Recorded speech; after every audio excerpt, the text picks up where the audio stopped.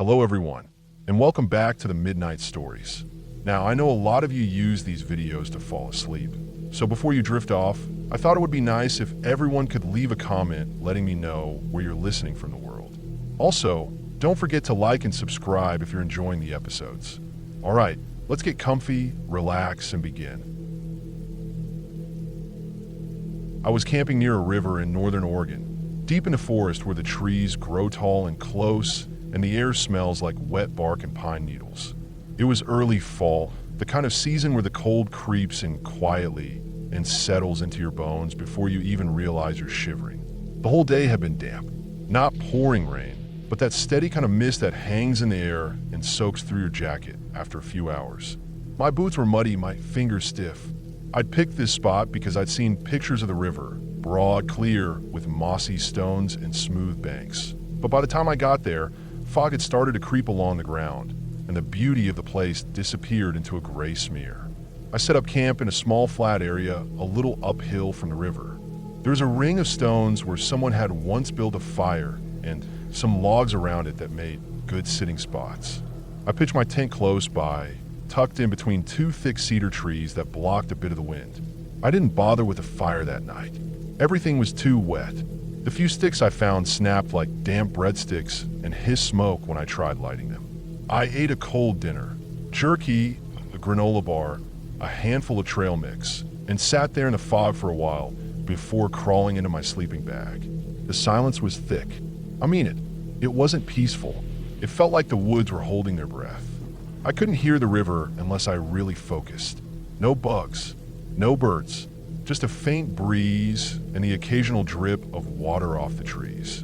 When I turned off my headlamp, the darkness inside the fog was total. You couldn't even see the outline of your hand in front of your face. I laid there, trying to let my mind settle, but everything felt a little too still.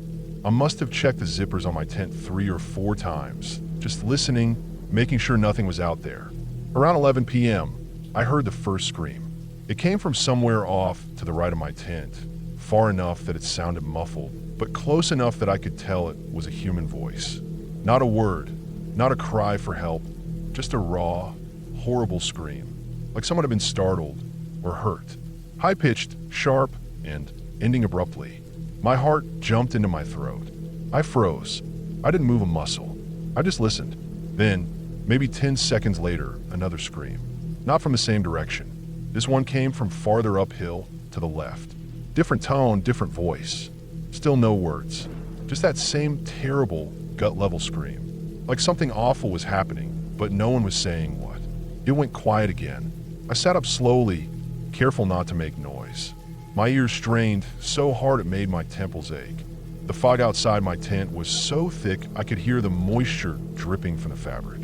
Then, another scream. This one closer. Not next to me, but close enough that I could tell which way it had come from. Downhill, toward the river. And then, for the next 15 minutes, they kept happening. One scream, then another. Always separated by a few seconds, sometimes a minute. All from different spots. All without any words. Sometimes louder, sometimes more faint, but always in that same awful tone. It was like they were calling to each other. Not in conversation, just screaming. Like they were echoing each other's pain, or fear, or anger. I couldn't tell which. My imagination started to run wild. Were they looking for each other? Was someone chasing someone else? Were they hurt? Lost? Playing some twisted game? I didn't want to look outside. I didn't want to see anything. I didn't even want to move. Every time I heard a scream, I held my breath and waited, as if not making noise would keep them from coming closer. I didn't have a gun with me, just a small camping knife. Not that it would have helped against anything serious. I pulled my backpack close and quietly unzipped the main pouch just to feel the handle of the knife. My hands were sweating.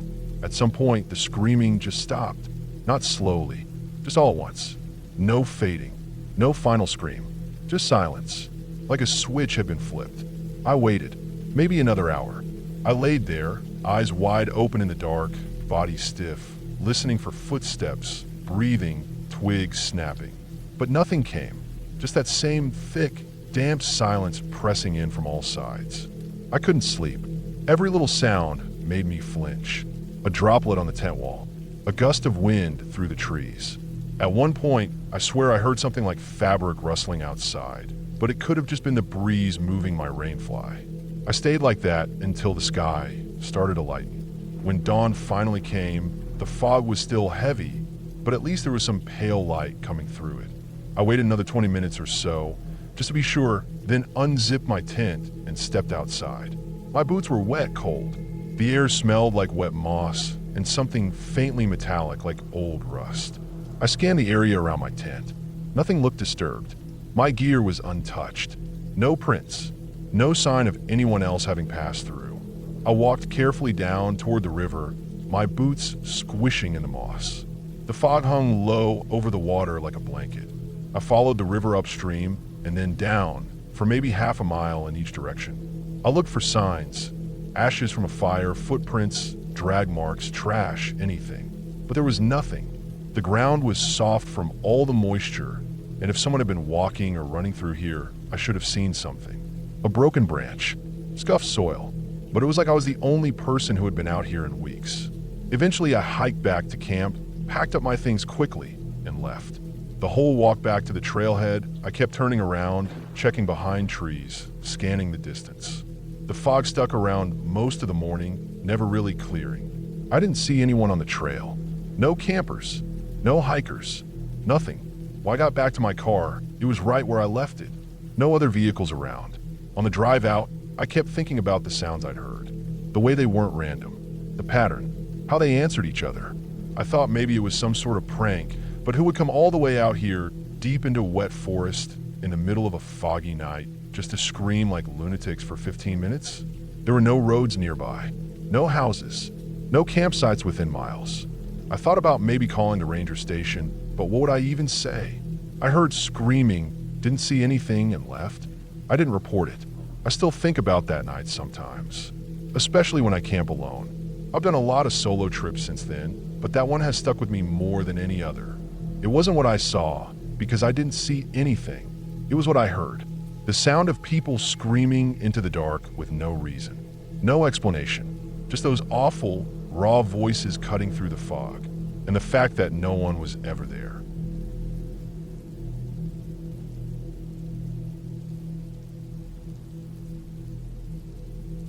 I hiked deep into the north woods of Maine, not far from the Canadian border. I had parked on a gravel pull-off and followed a faint trail that curved past old birch trees, across creeks, and through thickets of spruce and fir.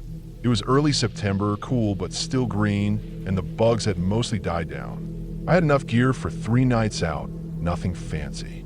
Just me, my pack, my boots, and the usual backwoods instincts. I planned to make camp near a lake I'd seen on topo maps, a place I couldn't even find a name for online. By the second day, I hadn't seen anyone. No boot tracks, no wrappers, no cut stumps. It felt like I was the only person to come through in a long time. That's part of why I stopped when I saw the tents. It was late afternoon. I just come over a small ridge, nothing dramatic, just a hump in the terrain, and I saw flashes of color down below, green, blue, and red nylon. Tents, 4 of them, in a wide clearing, maybe 20 yards across. The area was surprisingly well set up, flat ground, a fire ring with ashes in it, logs dragged over to sit on, cooking pots hanging from a line strung between 2 trees, food in a bare hang about 15 feet up, water bottles, a few fold-out chairs around the fire ring. There was even a neatly stacked pile of firewood against one of the trees. It looked lived in, but no one was there. At first, I thought they'd gone off hiking or maybe swimming somewhere nearby. But there was no sound, not a branch snap, not a laugh, not even a bird chirp, and no bags either. No big packs, no duffels, no day packs, nothing that would hold gear. Which was strange because everything else was there. Who leaves water bottles half full? There was a jet boil still sitting on a flat rock by the fire pit, lighter beside it. A couple of plastic mugs with dry coffee rings. Someone had opened a pack of jerky and left it half-eaten in the chair. All signs pointed to people being there just recently, but no one was. I stood in the middle of the clearing for a while, just listening. No wind, no insects buzzing, just the hush of trees and sky. I didn't want to touch anything. It felt wrong, like I'd stumbled into something I shouldn't be seeing. I walked around the site, quietly, not calling out, just observing. Each tent was zipped shut, but I didn't open them. I don't know why. I think part of me didn't want to find anything inside. There were no signs of struggle, no signs of animals, no footprints heading off into the woods. It was like 4 or 5 people had been sitting around a fire, stood up at the same time, and walked away, without bags, without food, without their bottles, and never came back. I kept circling the site slowly, waiting for something to make sense. There were no vehicles, not even an ATV trail nearby. I checked my map. The nearest logging road was 4 miles west, so they'd either hiked in or been dropped off. But then why no gear? I didn't stay long, just long enough to be sure I wasn't imagining it. I backed away slowly, kept my eyes on the clearing, then turned and walked fast. I didn't run, I didn't want to trip, but I didn't stop either. That night, I camped miles away, off trail, deep in a stand of young pines. I didn't sleep well. Every twig snap made me sit up. Every breeze through the trees made me think I was hearing footsteps. I hiked out the next morning earlier than I planned. I wasn't scared exactly, just unsettled. It gnawed at me, not because something supernatural had happened. I don't believe in that crap, but because it didn't make any sense. It felt like walking into someone's house and finding it fully lit, music playing, dinner half eaten on the table, but no one there. Just a quiet emptiness that doesn't line up with how things work. When I got back home, I looked it up. I searched forums. I called the ranger station for that region. Told them I'd found an abandoned campsite that looked like someone left in a hurry. They asked for coordinates, which I gave them. I asked if any groups had gone missing recently. Any search and rescues. Anything weird. They said no. No missing hikers. No SER operations in that area this season. They thanked me for the info, said they'd check it out, but I never heard back. A week later, I couldn't get out of my head, so I went back. I took the same trail, hit all the same markers, followed my notes from the first trip. I remember the ridge, the trees, the direction I'd turn when I saw the tents. But this time, the clearing was empty. No tents, no chairs, no fire pit, no stacked wood. The ground was undisturbed, just ferns, moss, and a few deer tracks. Not even a sign that someone had cleared a spot to camp there. It was like it had never been used. I spent hours double-checking my location. I walked a half mile in every direction just to make sure I wasn't off. But I knew the spot. The hill, the angle of the light through the trees, even the scarred birch I'd leaned against while looking at the camp. It was the right place. But the camp was gone. I kept looking online, but nothing came up. No one else reporting it. No forums mentioning a group disappearing. No news stories. No names. It was like whatever I'd seen had never existed outside my memory. For a while, I tried convincing myself I'd just stumbled on a temporary hunting camp and they'd packed up before I came back. But that doesn't make sense. You don't leave half your food out. You don't leave a half-cooked meal on the rock by the fire. You don't leave your chairs. You don't leave a full water filter still dripping into a jug. I don't have a theory that explains it all. I don't think it was anything paranormal, but I also don't think it was nothing. Maybe it was a group doing something off-grid they weren't supposed to be doing. Maybe someone scared them off. Maybe they left on foot because they had to and someone cleaned the site up fast. But why wouldn't there be a single trace left? Not even a burn ring from the fire pit. I don't go out there anymore. I still hike, still camp, just not in that part of the state. That spot feels wrong, like a memory that's too clear, but no one else can confirm. I didn't take photos, didn't think to at the time. All I have is what I saw and what I didn't see. I know it was real. I know what I saw, and I know that camp shouldn't have been there. But it was. Just once, then never again.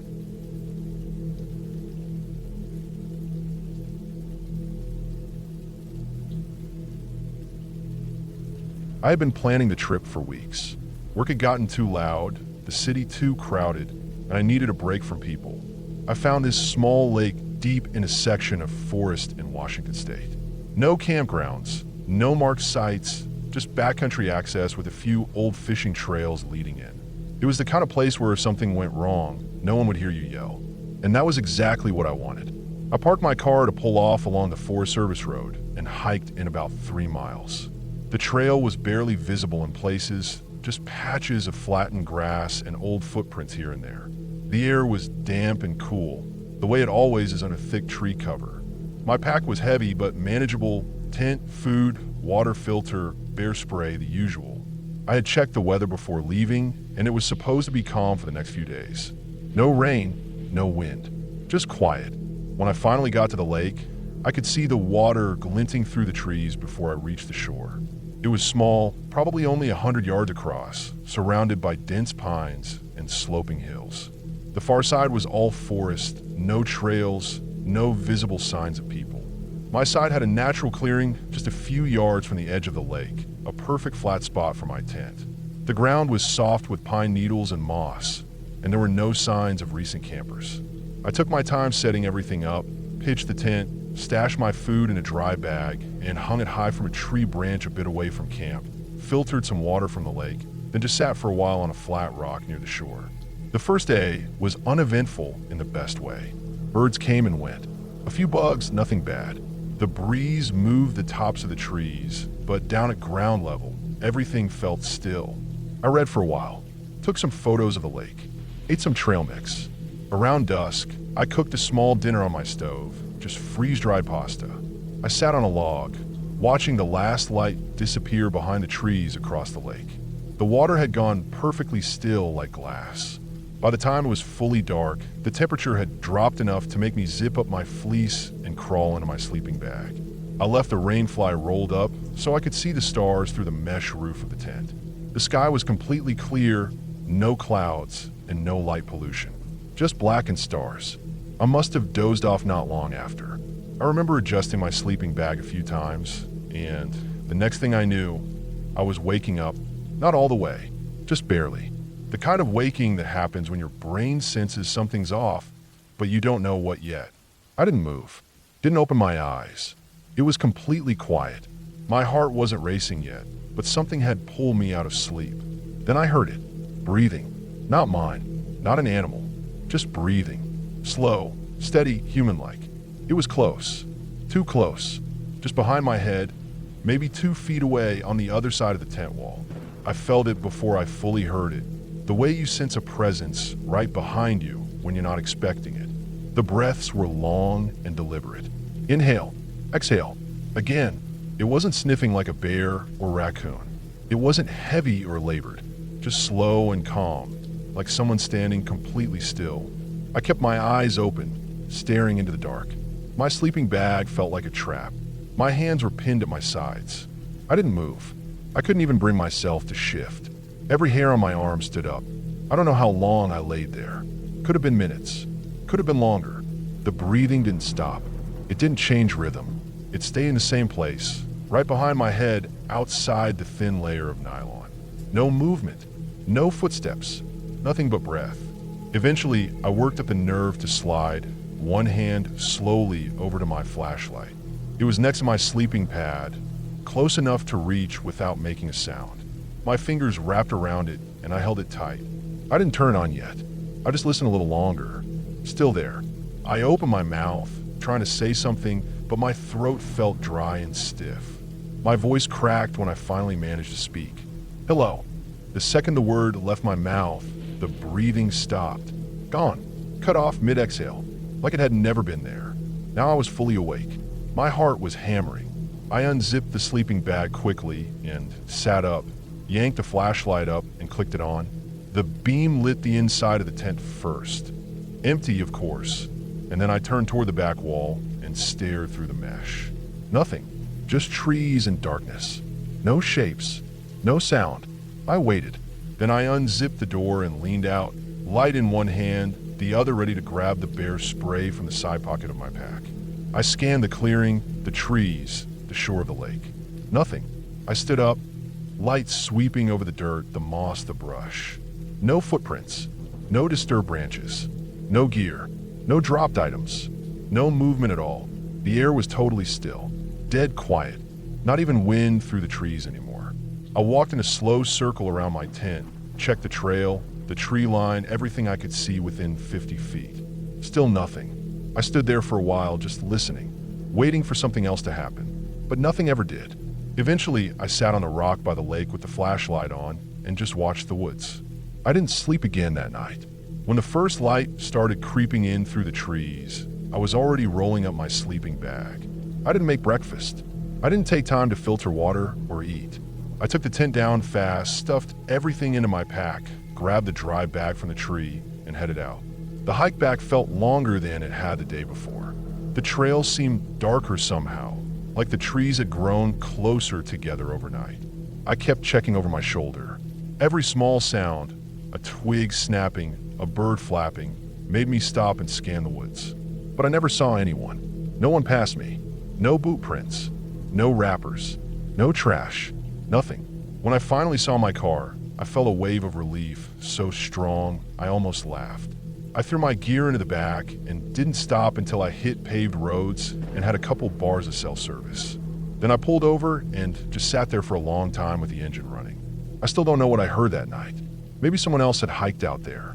Maybe they found my tent and decided to mess with me. But I never heard footsteps. No zipper sounds.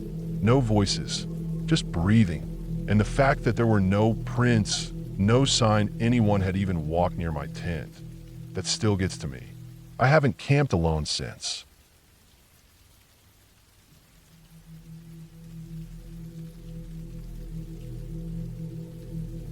I've been needing a reset. Just one night in the woods. Nothing major. No multi-day hike, no mountaintop summit. Just a quiet evening alone, off a less traveled trail in Colorado. I picked a spot I camped near once before.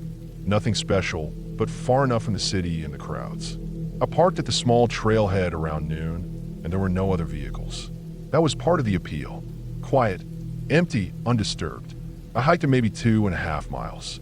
Enough to feel separated, but not so far I couldn't bail if the weather turned. The day was dry, cool, with some wind rustling through the pine trees now and then. The spot I chose wasn't exactly scenic, but it was tucked between some low, rocky hills and shielded on most sides by trees.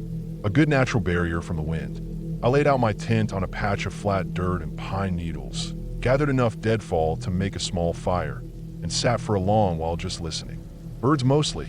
Wind. The occasional squirrel crashing dramatically through branches. I cooked this simple dinner, boiled rice and some rehydrated beans. Not fancy, but warm. I watched the sun drop below the ridge around 7:30, and the air got cold fast. I put on my heavier jacket and sat by the fire as the woods around me fell into darkness. I had a decent headlamp and a backup flashlight, but I didn't like using them much. I preferred the firelight, that soft orange glow that makes the edges of the forest flicker. I don't know what time it was when I noticed the other fire. Maybe 8:30 or 9. I stood up to stretch and walked a short ways from my fire to pee, and when I turned around, I caught a faint orange light between the trees, just over a small rise to the east. At first, I thought maybe it was the moon low on the horizon, but it was flickering. Definitely a fire. Small, steady. Someone else was out there. That fire hadn't been there earlier. I was sure of it. From where I stood, I could see a decent stretch of the landscape, and I would have noticed another glow, especially in this kind of dark. My first thought was just another camper. Maybe someone came in late, but I hadn't seen another soul all day. No other hikers, no dogs, no footprints of the trailhead, no cars. Nothing. Still, the woods are big. It wasn't impossible someone bushwhacked in from another direction.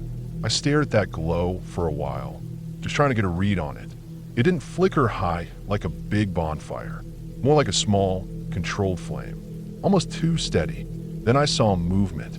A figure, dark against the trees, walking slowly away from the fire, toward me. I froze. Just stood there, backlit by my own fire, eyes locked on that shape. I couldn't make out much, just a vague outline. Broad shoulders, slow steps, arms hanging at their sides. They were far off, maybe half a mile, maybe more, but walking deliberately in my direction. I turned off my headlamp and crouched. My fire still burned behind me, but I let my eyes adjust. I grabbed my flashlight and kept it in my hand without turning it on. The person moved behind a cluster of trees and stopped. I waited. A minute passed. 2. Then I saw them again, moving, but this time they took a different route. Lower, circling behind some brush. It wasn't a straight path. It was like they were avoiding open space, trying not to be seen. That set something off in my chest. That tight, slow burn fear. Not panic, not yet, but the start of something that wouldn't go away. I stood up and stoked my fire, poking at the wood until the flames got higher and brighter. Then I turned my flashlight on and started scanning the woods. Back and forth, steady beam. The figure didn't reappear. The other fires still burned faintly in the distance, but now I couldn't tell if the person had walked back to it or if someone else was still sitting there. I kept scanning. I thought about calling out, but something stopped me. I didn't want to let them know exactly where I was, even though my fire did that for me anyway. Minutes passed, maybe 20, maybe longer. I stayed standing, flashlight in one hand, a thick stick in the other. I listened harder than I ever had before. Not for animals, for footsteps, crunches, snaps, breathing. I didn't hear anything. Eventually the fire out there started dying. The glow dimmed little by little until it was gone. Just blackness in the direction it had been. No embers, no lanterns, nothing. I waited. I didn't move. I didn't go in my tent. I didn't sit. I just stood by my fire, heart pounding, eyes darting at every small noise. The wind blew sometimes and made the branches creak in a way that sounded almost like footsteps. Every time, I looked up expecting to see someone standing there. I remember checking my watch at one point. It was 1:47 a.m. That was the last time I looked. After that, the night stopped feeling like time was moving at all. It just dragged. I never saw the figure again. No more fires. No more movement. But I didn't sleep. Not for a second. My fire burned low, around 3 or so. I threw more on it when I needed to, just to keep the space lit. I didn't care about conserving wood. I just needed it to stay bright. The worst part was imagining what they were doing. Were they watching me from the trees? Waiting for me to sleep? Was it just some weirdo wandering through the woods and stumbled on my camp? Was a hunter? A drifter? Someone hiding something? It doesn't take much to lose your grip out there. In that silence, with nothing but your own heartbeat and the crackle of flames. Every sound becomes something to decode. Every shadow turns suspect. Finally, around 5 in the morning, the sky started to shift. Barely. A little gray bleeding into the black above the trees. That was enough. I packed up as fast as I could. Tent down, sleeping bag stuffed, stove cold, everything shoved into my pack haphazardly. I didn't eat. I didn't drink. I just got out. I hiked fast, headlamp on, eyes over my shoulder every few seconds. The trail felt different in the early morning light, like the woods were watching me go. I reached the trailhead before full daylight, lungs burning, legs aching, but I didn't stop. Just threw my pack into the car, slammed the door, and locked it. There were still no other cars in the lot. I sat in the driver's seat for a while, just breathing, hands trembling slightly on the steering wheel. Eventually, I started the engine and pulled out. I didn't look back. I don't know what I saw that night. I don't know who that person was, or why they were there, why they moved the way they did, or why the fire disappeared when it did. I don't know if it was innocent, if it was just bad timing, or something worse. But I do know this, something about it fell off. Too quiet, too careful, too deliberate. I haven't been back to that area since, and I've never camped solo again.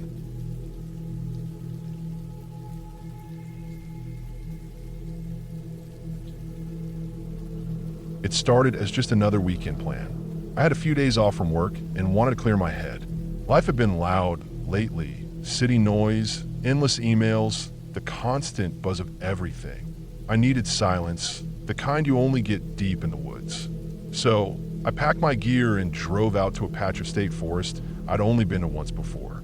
It wasn't far, maybe a 3-hour drive, but it was isolated enough that you wouldn't see many other hikers once you went in a couple miles.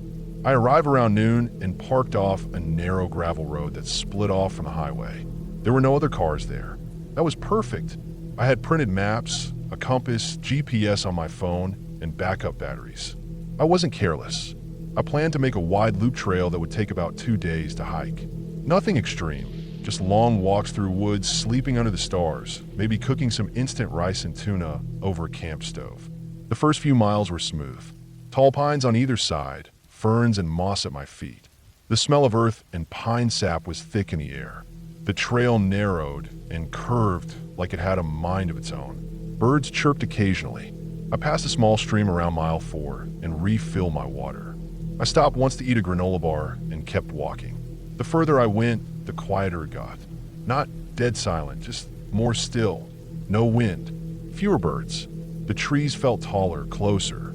At some point, I realized I hadn't seen a trail marker in a while, but I wasn't worried. I had the map and GPS.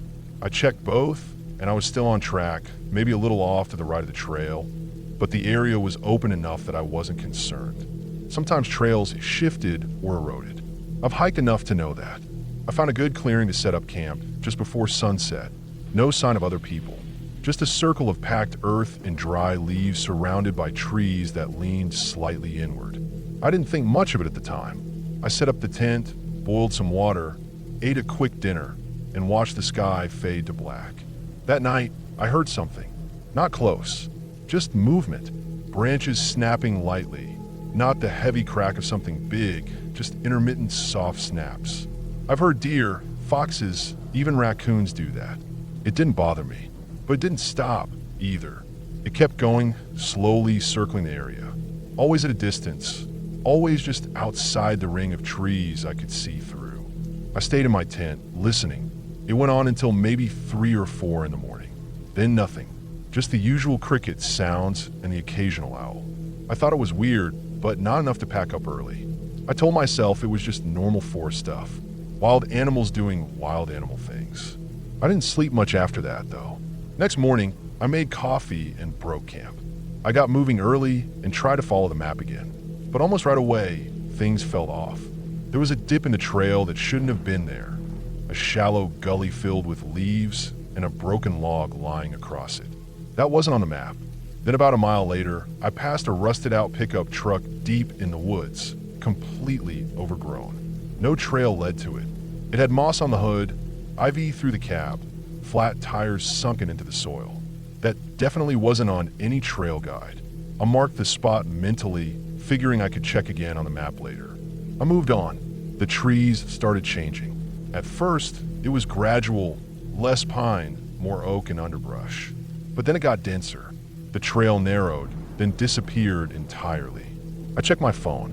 GPS was jumping. My location bounced around, sometimes 10 feet off, sometimes 200. I waited, hoping it would correct, but it didn't. I kept walking in what I thought was the right direction. The forest didn't look familiar anymore.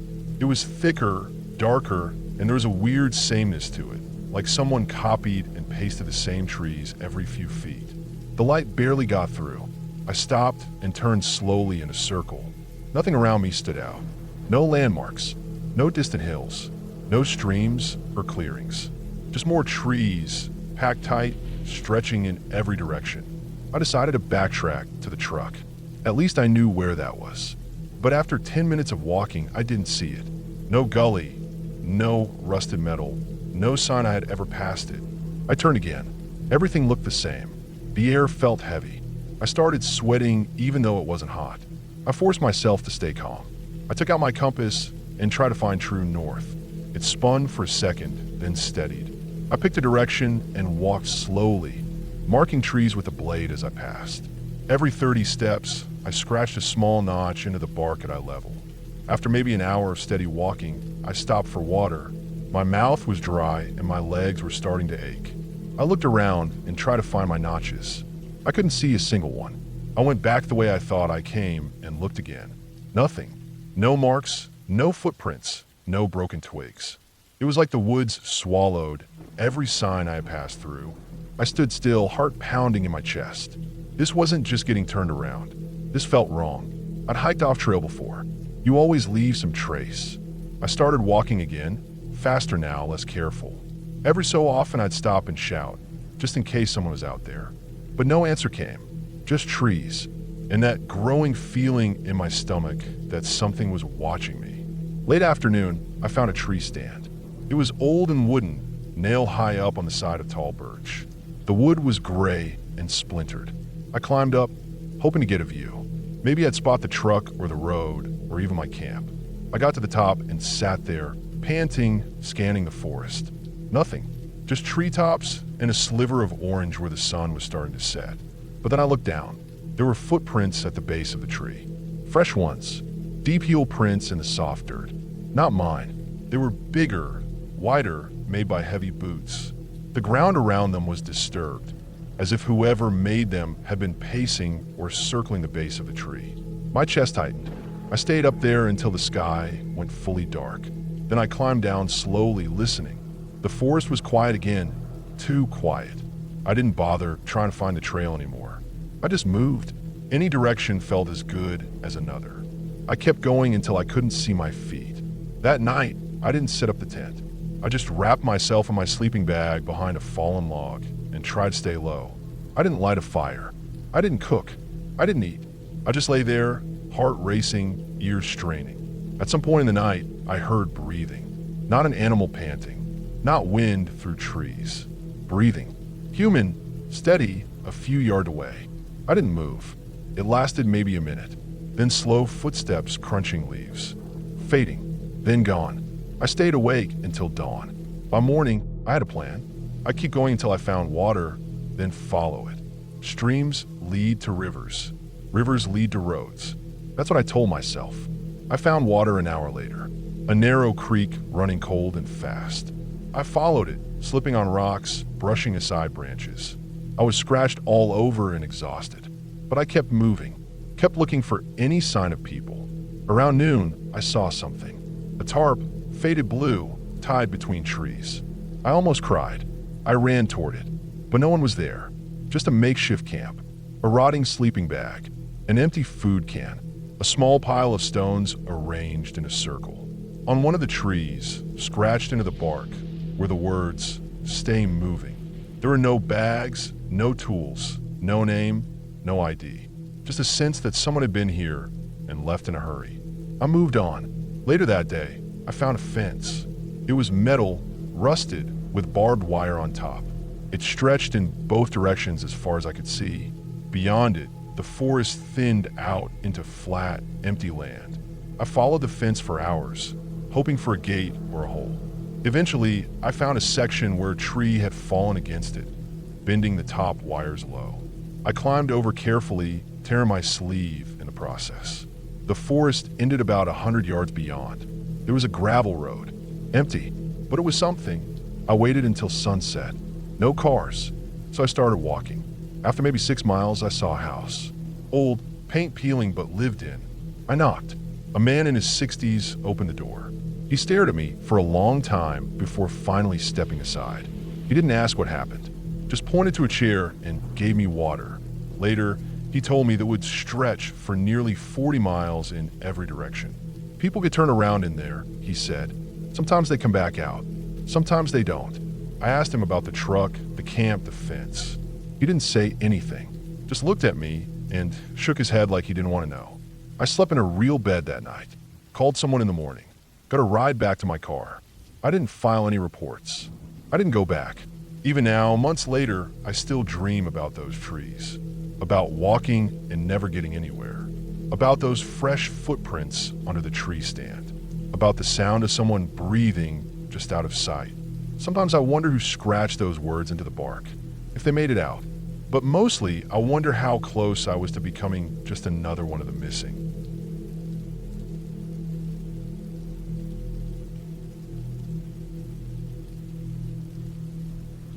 I started hiking alone in Vermont's Green Mountains early one morning, just after sunrise.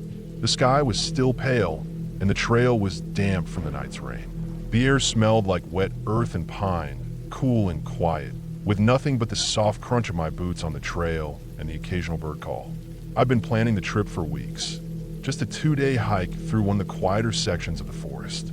No real destination, just walking, camping, and clearing my head. I hadn't seen another person since I left the small parking area at the trailhead hours earlier. It was around mid-morning when I noticed him. A man, maybe in his 40s, wearing a bright orange hunting cap. He was a good distance behind me, maybe 100 yards or so. At first, I didn't think much of it. It's not uncommon to see hunters or hikers out here. I figured he'd pass me eventually, or maybe veer off on another trail. But he didn't pass me.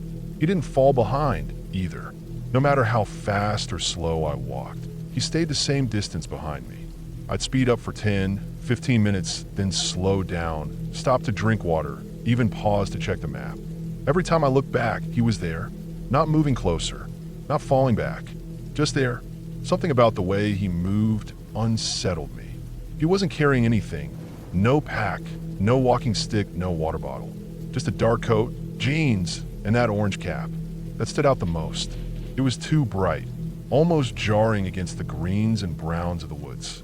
I remember thinking it was probably a hunter's hat, which made sense at first, but the longer he followed me, the less sense anything made. Around noon, I reached a fork in the trail.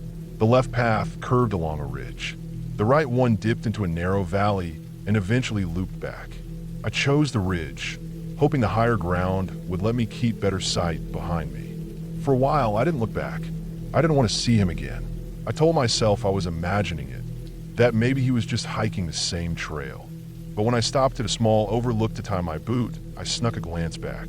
There he was, standing still in the middle of the trail, maybe 50 yards back now, closer than before. He wasn't adjusting anything, wasn't pretending to be interested in the view. He was just staring directly at me, not moving. His face was blank, but his eyes were locked on me, like he didn't care if I saw him staring. My stomach dropped. I didn't wait. I grabbed my pack and started walking fast, then faster. My heart was pounding. I didn't want to run. Not yet, but every instinct told me I should get away. I kept thinking maybe he was just weird. Maybe he didn't realize how creepy he was being. Maybe it was just some guy who didn't like people and wanted space. But then why hadn't he taken a different trail? Why hadn't he passed me? I left the main trail, took a narrow game path that barely looked walked. I followed it through thick underbrush, across a shallow creek, then up a steep, rocky hill. I didn't care where I was going, just that I was getting away.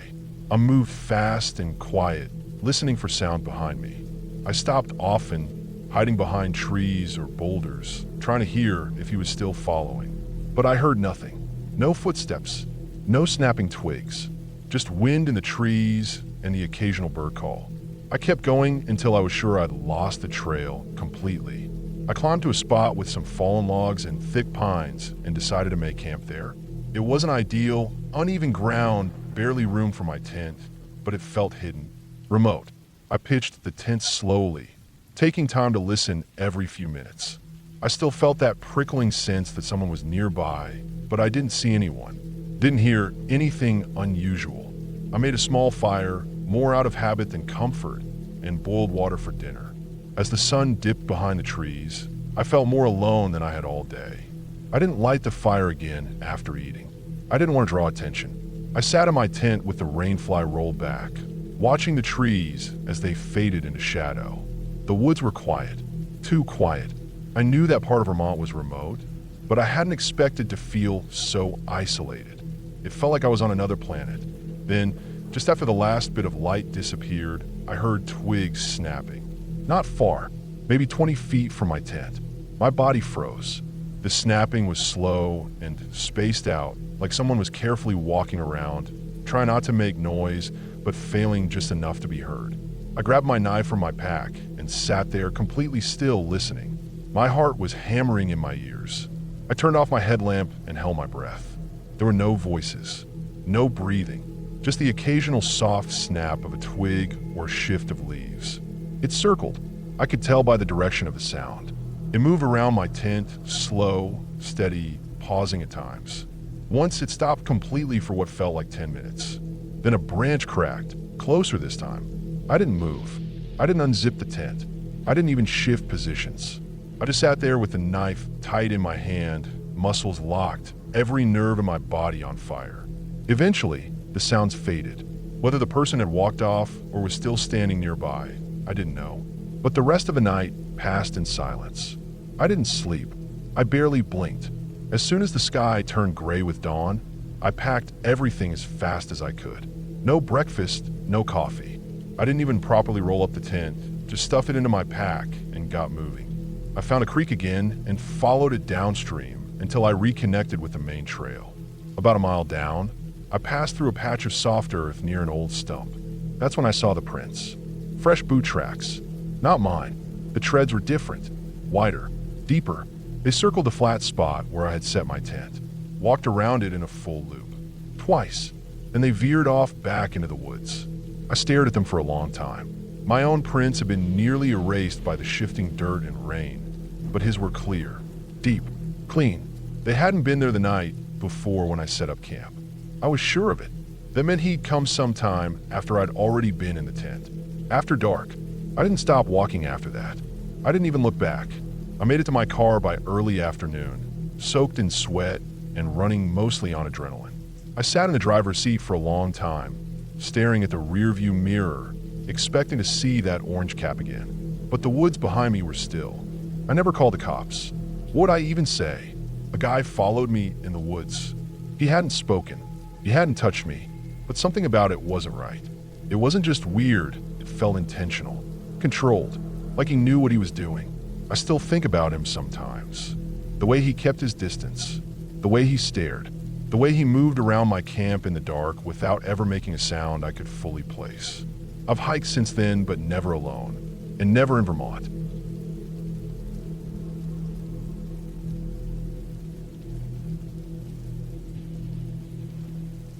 I had a few days off work and wanted to get away from everything. No phone, no noise, no people. I'd been to the Adirondacks a few times before, but always stuck to the popular trails. This time I wanted something quieter. I parked my car at a small, unmarked pull-off off one of the side roads and grabbed my pack. I found the trail on an old hiking forum. Someone mentioned it years ago, said it was barely used, but still passable if you didn't mind overgrown brush. The trail started easy enough. Narrow, but clear. A little muddy in places, but nothing too bad. The trees were dense and tall, mostly pine and fir, and the ground was soft with old needles. I moved slow, enjoying the quiet. I didn't see a single person all morning. No hikers, no campers, nothing. That was what I wanted.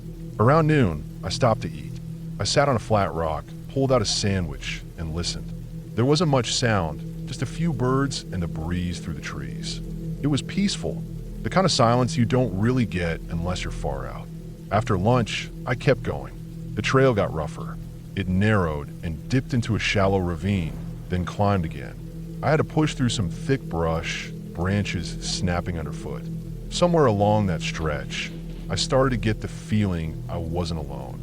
At first, I thought it was just my imagination, but then I noticed something that made me stop. Every time I took a step, I heard another one behind me, just barely delayed. I stopped. The sound stopped. I walked again. The sound followed. It was an echo. I've hiked enough to know what my own steps sound like on different terrain. This was different, deliberate. I glanced back more than once, expecting to see someone. Nothing, just trees. A few broken branches from where I'd come through, but no one there. I kept walking, slowing out. Every few minutes, I'd stop and listen. It was the same every time. When I stopped, the steps stopped. When I walked, they walked. After a while, it got into my head. I told myself it could be an animal, maybe a deer pacing me off the trail. But it didn't feel like that. It felt like someone was matching me, deliberately staying out of sight, staying just far enough behind. The light started to shift, that late afternoon orange tone sliding through the trees. I decided to turn back. I didn't want to get caught out there after dark, especially with how rough the trail was getting. As I made my way back, the footsteps didn't stop. They followed. Same distance, same rhythm. I tried to ignore it, kept telling myself it was nothing. That maybe someone else had found the trail too, was just trying to keep their distance. But then why not answer when I called out? I stopped again, turned around quickly, trying to catch whoever it was. Nothing, just silence. I crouched down, trying to listen more closely. My own breathing sounded too loud. I held it and waited. For maybe a full minute, there was nothing. Then, one single step. One crunch in the distance, like someone putting weight on a branch too thick to hide it. It came from off the trail, maybe 20 yards into the trees. I didn't move. Then another. And then silence again. That was enough. I adjusted my pack and started moving faster. My heart was thumping, and I felt this weird, tight pressure in my chest like I needed to run, but I didn't want to make it obvious. I kept up a fast pace, not quite jogging, but close. The trail felt longer on the way back. Everything looked a little different. I recognized a few down logs I'd stepped over earlier, but I started second-guessing turns.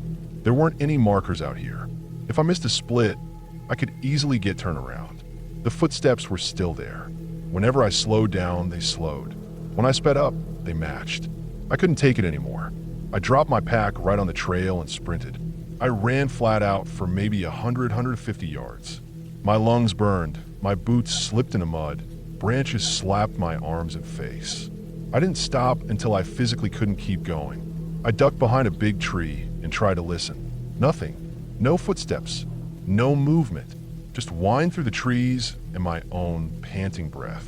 I stayed crouched there for a long time. Minutes, probably. I didn't hear anything else. I didn't want to wait longer than I had to, though. I wanted out.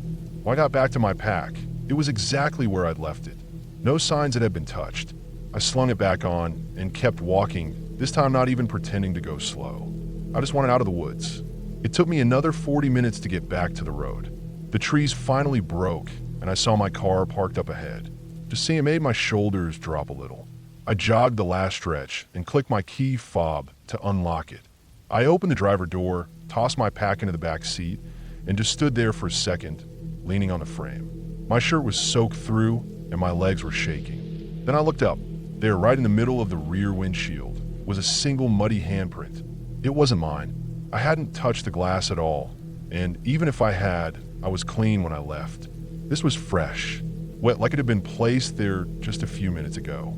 Long fingers, narrow palm. The mud had little bits of pine needle and grit in it. I checked the rest of the car. Doors locked, no sign of forced entry. I looked around the road. Nobody. No tire tracks but mine. No sign anyone had been nearby. Just that handprint. I took a picture of it with my phone, then wiped it off with a towel I keep in the trunk. I didn't want to leave it there. I drove straight back to town, didn't stop. I didn't call anyone. I didn't tell anyone. I wasn't even sure what I'd say. I kept thinking about how the footsteps had stopped when I ran. How they'd been silent after that. Like whoever it was had let me go, or had taken a shortcut, gotten ahead of me. I still don't know what they wanted. I don't know if they meant to scare me, or if they were watching for something else. But that handprint, it didn't feel like a warning. It felt like a signature, like someone wanted me to know they'd been that close. I haven't hiked alone since.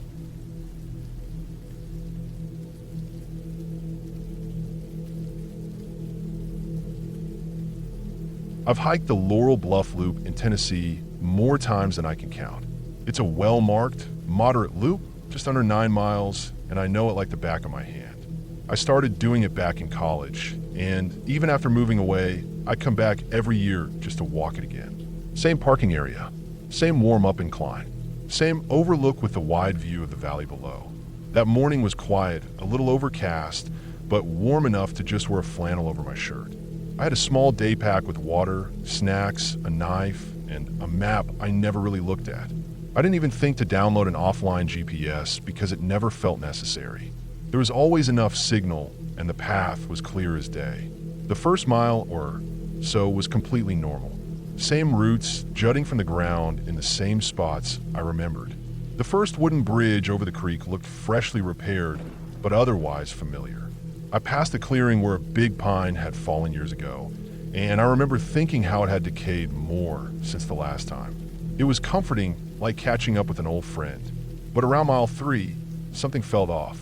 I walked past a section where I expected to see a group of 3 large boulders stacked oddly near a bend. But there were no boulders, just flat ground like nothing had ever been there.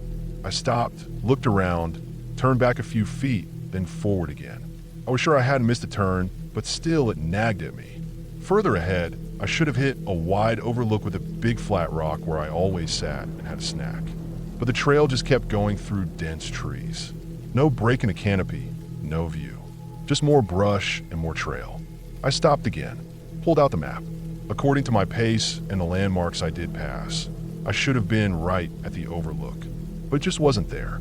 At that point, I figured I'd misremembered things, or that maybe a storm had changed the layout somehow, washed out a slope or something. I kept walking, slower now, paying more attention, but the weirdness only deepened. About 15 minutes later, I came to a fork. It looked official, wooden sign, same style the park used, but there had never been a fork on this loop. I stared at the sign for a long time. It even had the name of the loop on it, carved into the wood. But the arrow was pointing left, the opposite direction from what I knew. I stood there trying to make sense of it. I pulled out the map again and traced my finger along the trail. There was no fork like this. Not anywhere. That's when I started getting nervous. Not scared. Not yet, but unsettled in a way I couldn't shake. I turned around and started back the way I came. I figured maybe I had wandered off onto a side trail without realizing it. Maybe missed a turn. The idea felt stupid. I knew this loop better than any other trail I'd ever hiked, but it was the only explanation that made sense. Except when I walked back the way I came, things didn't line up. The fork I had just left behind didn't show up again. The trees were dense, unbroken. I slowed to a stop and checked the underbrush. There was no sign of a split, just solid forest. Like the trail behind me had sealed itself up. That was when fear really started to set in. I kept walking anyway. I figured I must have somehow gotten turned around. Maybe I doubled back and was now headed forward again.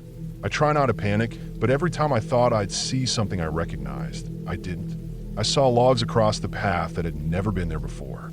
The terrain was uneven where it used to be flat, and I didn't hear the highway hum you normally get near the trailhead, not even in the distance. I kept checking my watch, trying to gauge how far I'd gone. I figured I'd been walking at a steady pace, maybe 2.5 miles an hour. After 2 hours of walking, I still hadn't found a single landmark I recognized. Just trees. No trail signs. No painted markers on trees like the loop usually had every half mile or so. Even the birds were quiet. Eventually I sat down on a rock and let myself panic for a minute. I didn't cry or anything, but I felt that hot, sharp edge of fear pushing in. I had water and a couple granola bars, but no signal. I checked my phone, just a spinning wheel, searching. I waved it above my head, turned in circles, tried every trick I knew. Nothing.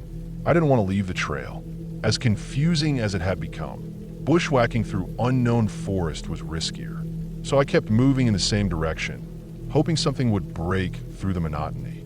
It was probably another 30 or 40 minutes when I noticed the trail starting to slope downward in a way that felt familiar. The trees thinned just a bit. I saw a small stream cutting across the path, the kind I remembered crossing on a wooden footbridge earlier. Except there was no bridge here, just stones and wet mud. Still, it felt like the right area. I kept walking, and maybe 10 minutes later, I saw something that nearly made me drop to my knees. A red trail marker nailed to a tree. The same kind they used on the Laurel Bluff Loop. Then another 50 feet ahead, and then I saw the real trail. The wide, well-trod path worn by years of hikers. It looked like a highway compared to the narrow, overgrown track I had been on. I stepped onto it like I was stepping into sunlight. My legs were shaking. I walked fast, almost jogging, for nearly half a mile until I saw a couple coming from the opposite direction. I didn't stop them. I wanted to, but I couldn't even figure out what I would say. So I just kept walking, pushing until I hit the trailhead. My car was there. A few others were too. Same gravel lot. Same faded brown kiosk with a map nailed under plastic. I stood there for a while, drinking the rest of my water, staring at the loop outline on the map. It hadn't changed. There was no fork, no extra segment, nothing to suggest what I'd seen. Eventually, I went into the ranger station. I didn't file a report or anything. I just told the guy at the desk that I got lost off trail, ended up somewhere weird before finding my way back. He looked at me for a second, then shrugged and said, "You went too deep. Happens sometimes." That was it, like it was common knowledge. I nodded, thanked him, and left. I've thought about that hike a lot since then. I've tried to write it off as confusion, bad memory, maybe even temporary disorientation from dehydration or low blood sugar. But I've done that trail in every season, in every condition. I knew it. I know I didn't just make a wrong turn. Something about that section of forest doesn't follow the same rules. I wasn't hallucinating, and I wasn't lost in the normal sense. I went somewhere that looked like the trail, but wasn't. I haven't been back since. I still hike, different places, always with a GPS now, but not that loop. Not again. I don't think I could even find that fork if I tried. And part of me wonders what would have happened if I kept going past it. If I hadn't turned around, maybe the trail would have vanished for good. Maybe I would have.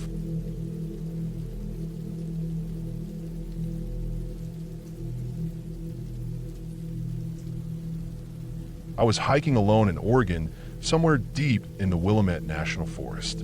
I'd taken a week off work and decided to spend a few days exploring a less used trail I'd found through a small backpacking forum. Wasn't marked on any of the major maps, but a few people had uploaded photos, thick woods, narrow switchbacks, a couple of stream crossings. It looked quiet, isolated, just what I needed. I packed light, brought enough food for 3 days, a water filter, and my tent. I parked my car off a gravel road and started early. The trail was barely visible most of the time, overgrown with ferns and moss-covered branches, but it felt peaceful.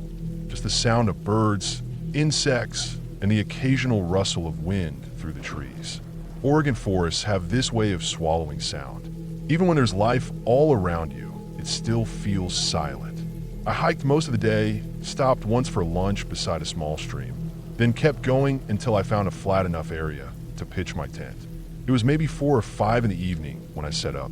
I ate, drank, and sat against a log until the light started to fade. I crawled into my sleeping bag and fell asleep listening to the wind. The next day, I left my camp behind and just brought a small day pack, water, a snack, and my phone, though I hadn't had signal since about 20 minutes after leaving the car. I kept pushing deeper. The trail climbed steeply for a bit and then leveled out along a ridge. There were no signs of other people, no trash, no footprints, no broken branches. It felt like I was the only person who'd been there in a long time. That was the best part. That silence, that distance from everything and everyone. That's when I saw the mirror. It was around mid-afternoon. The sun was coming in at a low angle through the trees, slicing across the trail in thin beams. I remember squinting a bit as the light hit something ahead, something bright. As I got closer, I saw it was a mirror nailed to the trunk of a tall pine, right at about eye level. Just an ordinary mirror, maybe the size of a dinner plate, with a thin wood frame around it. It was clean, not dusty or fogged up like you'd expect out there. It reflected the forest behind me, clearly, crisp and bright. It was just strange. There were no signs of anything else around. No trail markers. No campsite. Just that one mirror in the middle of nowhere.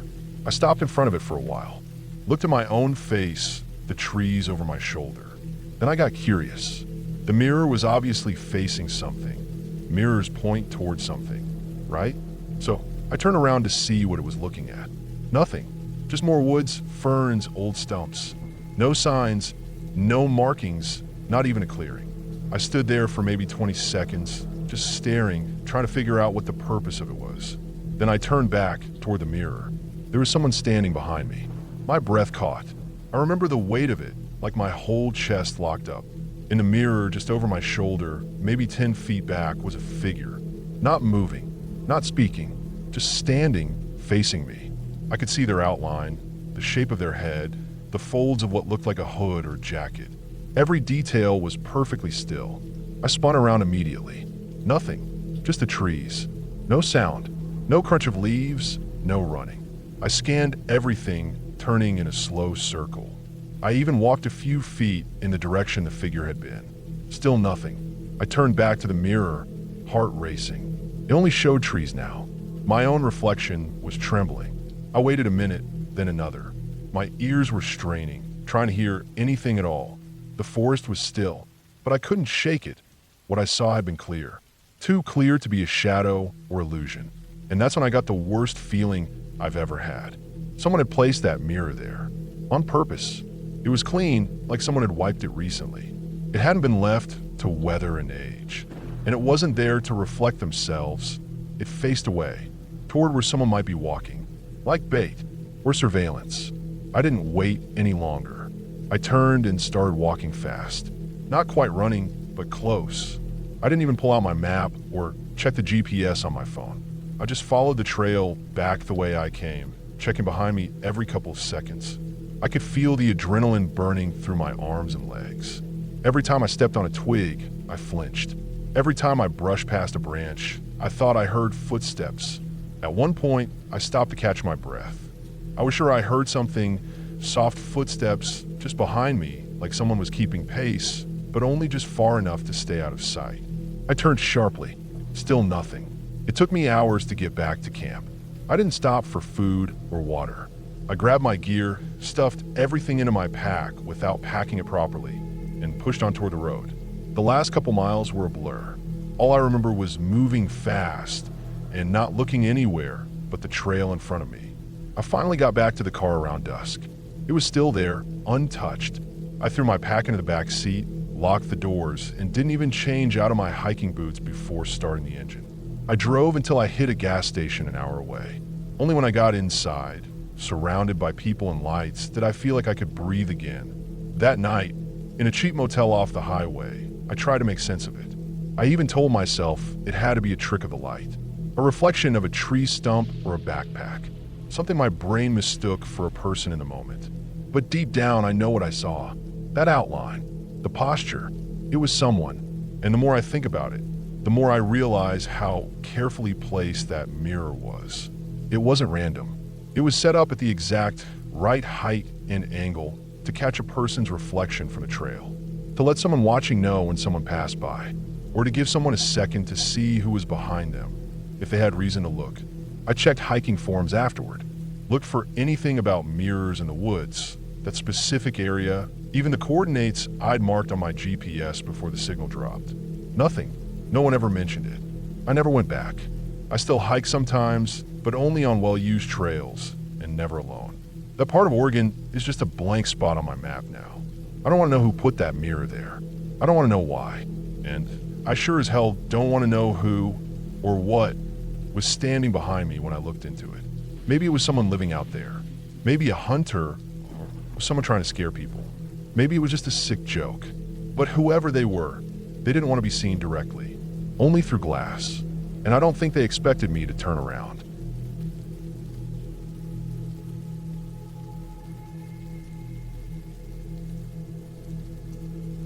I took a few days off work to clear my head and do a solo camping trip in Washington. Nothing extreme, just a quiet few days in the woods with no signal, no emails, no noise. I picked a spot I found on a hiking forum, a lesser-known trail that looped off into a valley full of pine and spruce. Supposedly quiet, remote, and good for solitude. Exactly what I was looking for. I parked at the gravel trailhead around 10 a.m., strapped on my pack, and hiked in. The weather was cool and overcast, the air thick with the earthy smell of moss and old rain. The trail wasn't marked, but it was worn enough that I didn't need a map. Just a winding dirt path, sometimes interrupted by roots or slick rocks, weaving through trees that felt like they've been standing for centuries. I walked for a few hours, not really rushing, just moving slow and steady. Around early afternoon, I came across a clearing off trail, maybe a couple hundred feet from the main path. I almost missed it. There was a break in the trees and a faint footpath leading off to the side. It was curiosity more than anything that made me check it out. When I stepped through the brush, I stopped in my tracks. The clearing was perfect. Flat, dry ground surrounded by tall evergreens, soft grass underfoot, and best of all, already set up. Someone had pitched a dark green two-person tent dead center. A fire pit made of stones set a few feet from it, cold and gray. Next to the tent was a small pile of gear, a backpack, some cookware, even a foldable camping chair. Nothing looked messy or ransacked. It all looked like someone had just stepped away for a short hike. I waited a while at the edge of the clearing, called out once, but no answer came back. I stood there for a few minutes, trying to decide what to do. Eventually, I figured the camper would return soon. Maybe they'd gone to get water or explore nearby. I didn't want to sit up right next to their site, so I stayed a little off to the side, leaning against a tree with my pack on the ground. Figured I'd wait an hour or two before moving on.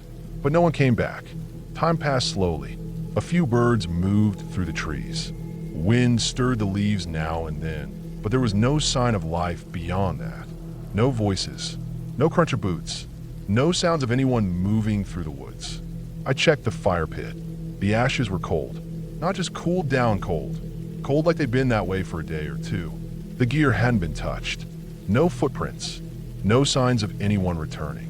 That's when something started to feel wrong. I walked slowly over to the tent. I didn't want to, but I felt like I had to know. If the person was hurt or had wandered off, maybe there was a note or something inside. I unzipped it and leaned in. There was just one sleeping bag, unzipped and spread out. A pillow, perfectly clean. No dirt, no pine needles, nothing that said someone had used it recently. It didn't smell musty or sweaty, just clean. And then I noticed a small bump underneath the sleeping bag, right in the center. I pulled the sleeping bag aside. There was a trail camera, black, mounted on a short tripod, pointing directly at the tent entrance. I froze. The lens stared up at me like an eye. I stepped back, carefully zipped the tent shut, and just stood there for a second. My heart was suddenly beating a lot faster. The camera hadn't been hidden. It was just barely concealed under the sleeping bag, like someone wanted it to be out of sight, but still capturing anyone who entered. I don't know why, but something about that made my skin crawl more than anything else. I packed up my gear immediately. No hesitation. I didn't even bother to eat or rest. Just strapped on my pack and got back on the trail, heading the way I came. I walked fast, probably too fast because I kept tripping over rocks and snagging my boots on roots. I didn't care. I just wanted out. Maybe a mile down the trail, I noticed something else. There was a small black shape mounted high up on a tree to my right. At first, I thought it was just a birdhouse or maybe part of a marker, but when I stopped and looked closer, I realized it was another trail camera. Same kind as the one under the sleeping bag, mounted maybe 10 feet up, angled downward toward the trail. Watching, I scanned the trees around me. After a minute, I found another one, then another, all pointed toward the trail, mounted at odd intervals. Some were low, others high. Some were in plain sight, others partially hidden behind branches. I don't know how many I saw, 6, maybe 7, before I stopped counting. They weren't government or park service cameras. I've seen those before. These are more discreet, like something a hunter or private landowner might use. But they were everywhere, and I hadn't noticed a single one on my way in. Only on the way out. It felt like I was walking through a monitored corridor, like I'd stepped into something I was never supposed to see. I kept moving. Didn't stop again, didn't drink water, didn't look back. The trail felt longer going out, like it was stretching under my feet. Every time I heard a branch snap or leaves rustle, my body tensed up. I kept thinking someone would step out behind me. Or worse, I'd see someone ahead, just standing still on the path, waiting, but no one ever did. When I finally got back to the parking area, my car was still the only one there. No new tracks, no fresh tire marks. Just my dusty sedan, sitting alone under the overcast sky. I tossed my pack in the back seat, got in, and locked the doors without even thinking. I didn't start the car for a minute. Just sat there with my hands on the steering wheel, breathing hard, listening to the quiet. Eventually, I started it and drove. I didn't stop until I was halfway back to the city. I never reported what I found. I didn't know what to say. There was a nice campsite with no one in it, and a bunch of trail cameras watching the woods doesn't sound like much. But something about it felt very wrong. I've been camping most of my life. I've been in all kinds of remote places. I've seen abandoned gear, broken tents, even weird trash left behind. But this was different. That campsite was too clean. The gear too perfect. No bugs inside the tent. No food wrappers. No sign of any real human presence. Just enough to make it look like someone was there. And the camera, under the sleeping bag, like someone wanted to see who would unzip the tent. Like the whole thing was bait. I haven't gone solo camping since. Maybe I will again, someday, but not in Washington. Not anywhere near that trail. I deleted the GPS coordinates I'd saved and wiped the trail map from my phone. Some places are meant to be left alone.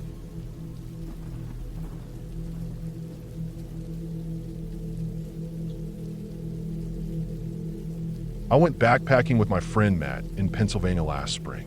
We planned a 3-day trip through a stretch of state forest we hadn't hiked before.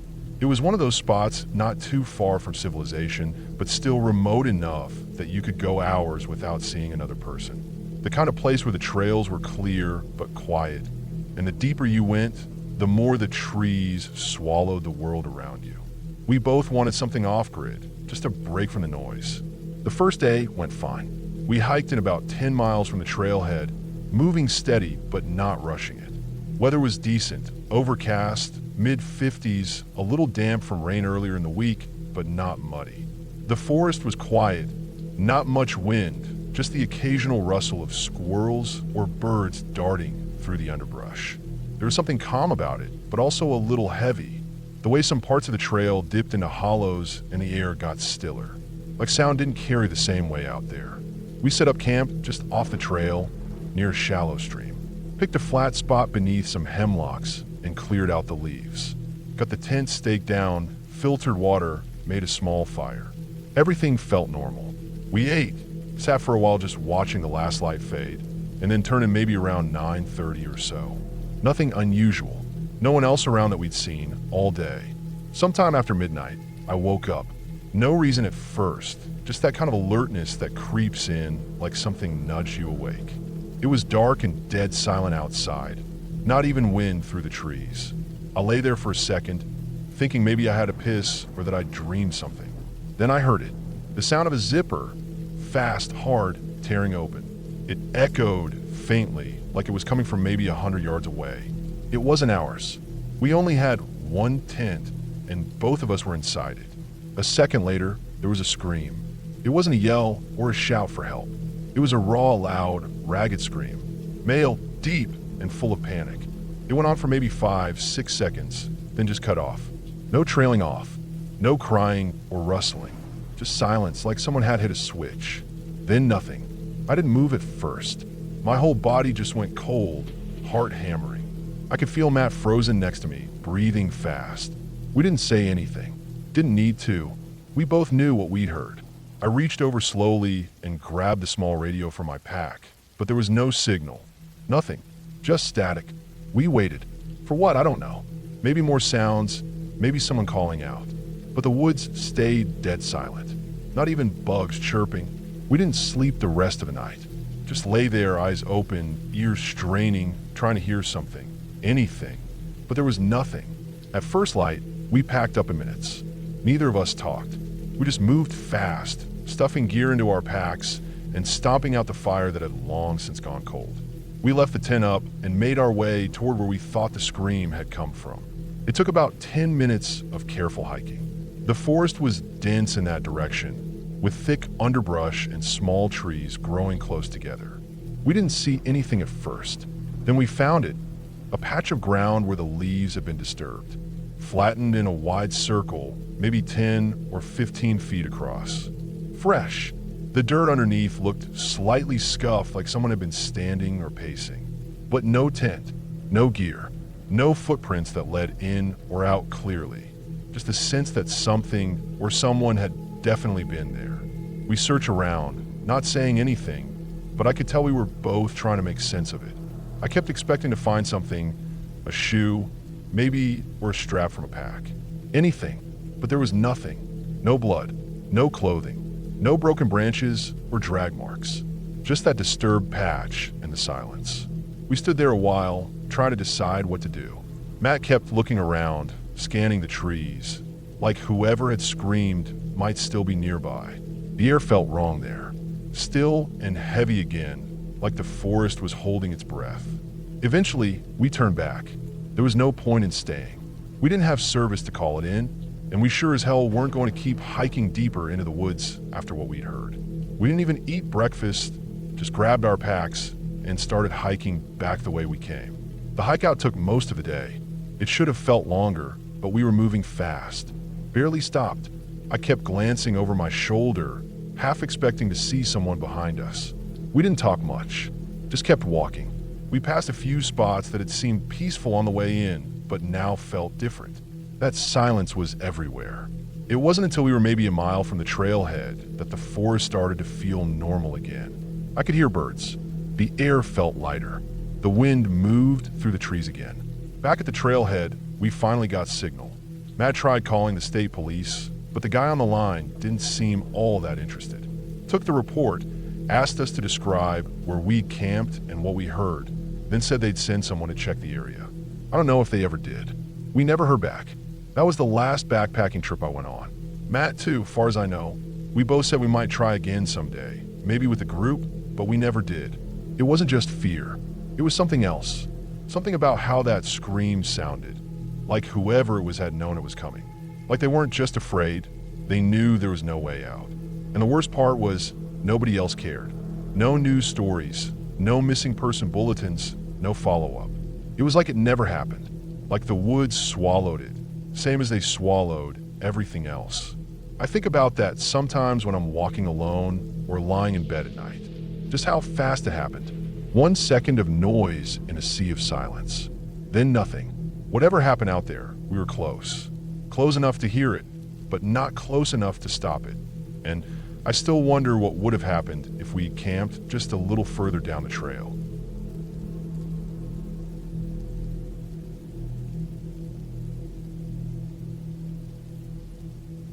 A few years ago, I went camping with a group of college friends in the Sierra Nevada mountains. There were 6 of us total, all guys, all used to hiking and being outdoors. It was late summer, hot during the day, but cool at night, and we'd picked a remote spot near a small creek about 5 miles from the nearest road.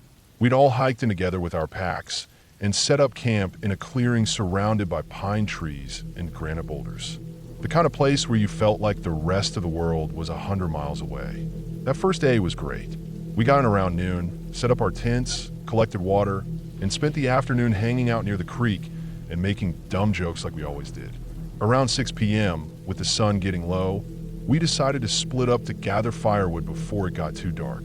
We'd done this kind of trip before, so no one thought twice about splitting off. We each took different directions, told each other to stay within earshot, and brought headlamps just in case.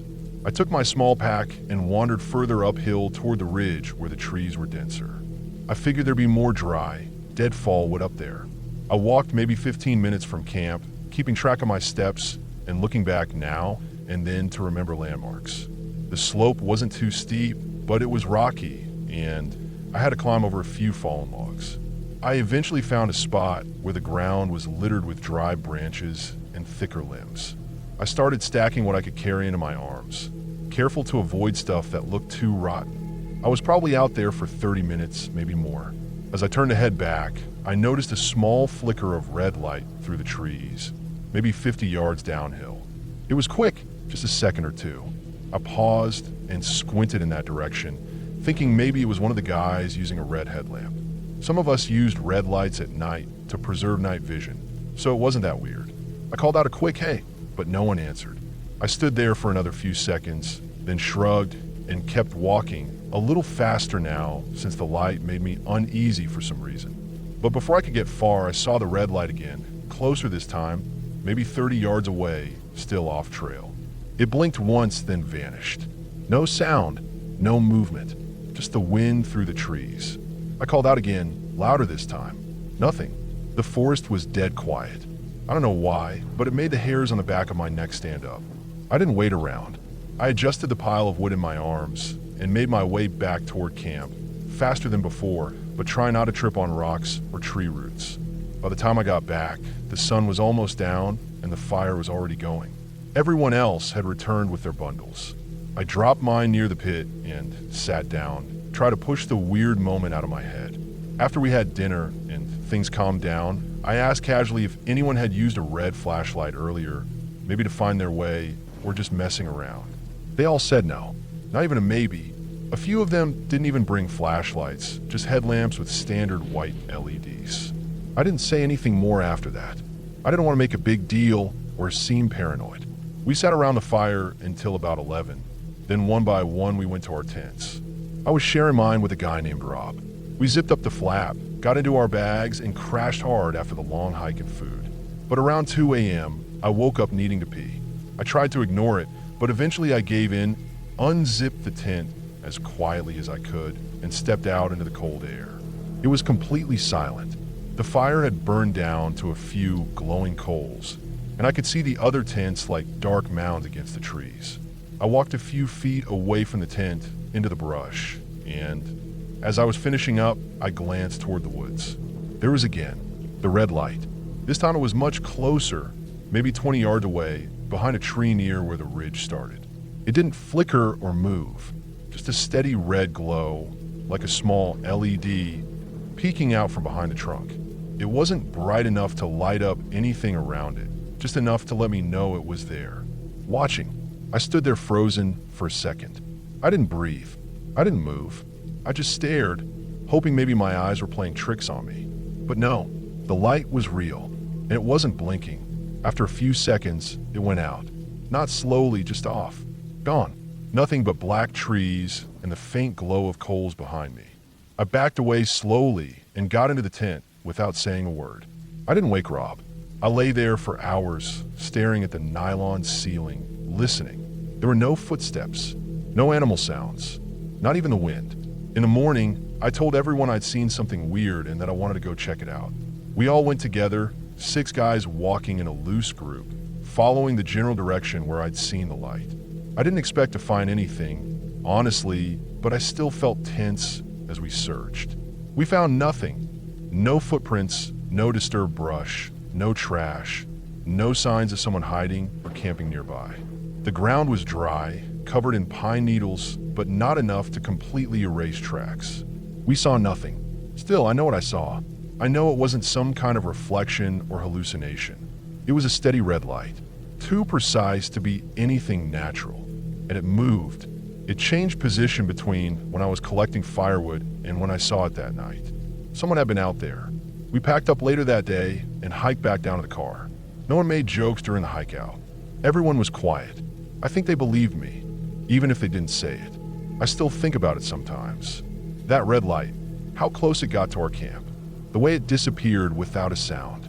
I've done dozens of camping trips since then, but I never wander off alone anymore. And I always check my surroundings more than I used to, because whatever was out there, it wasn't one of us, and it wasn't supposed to be there.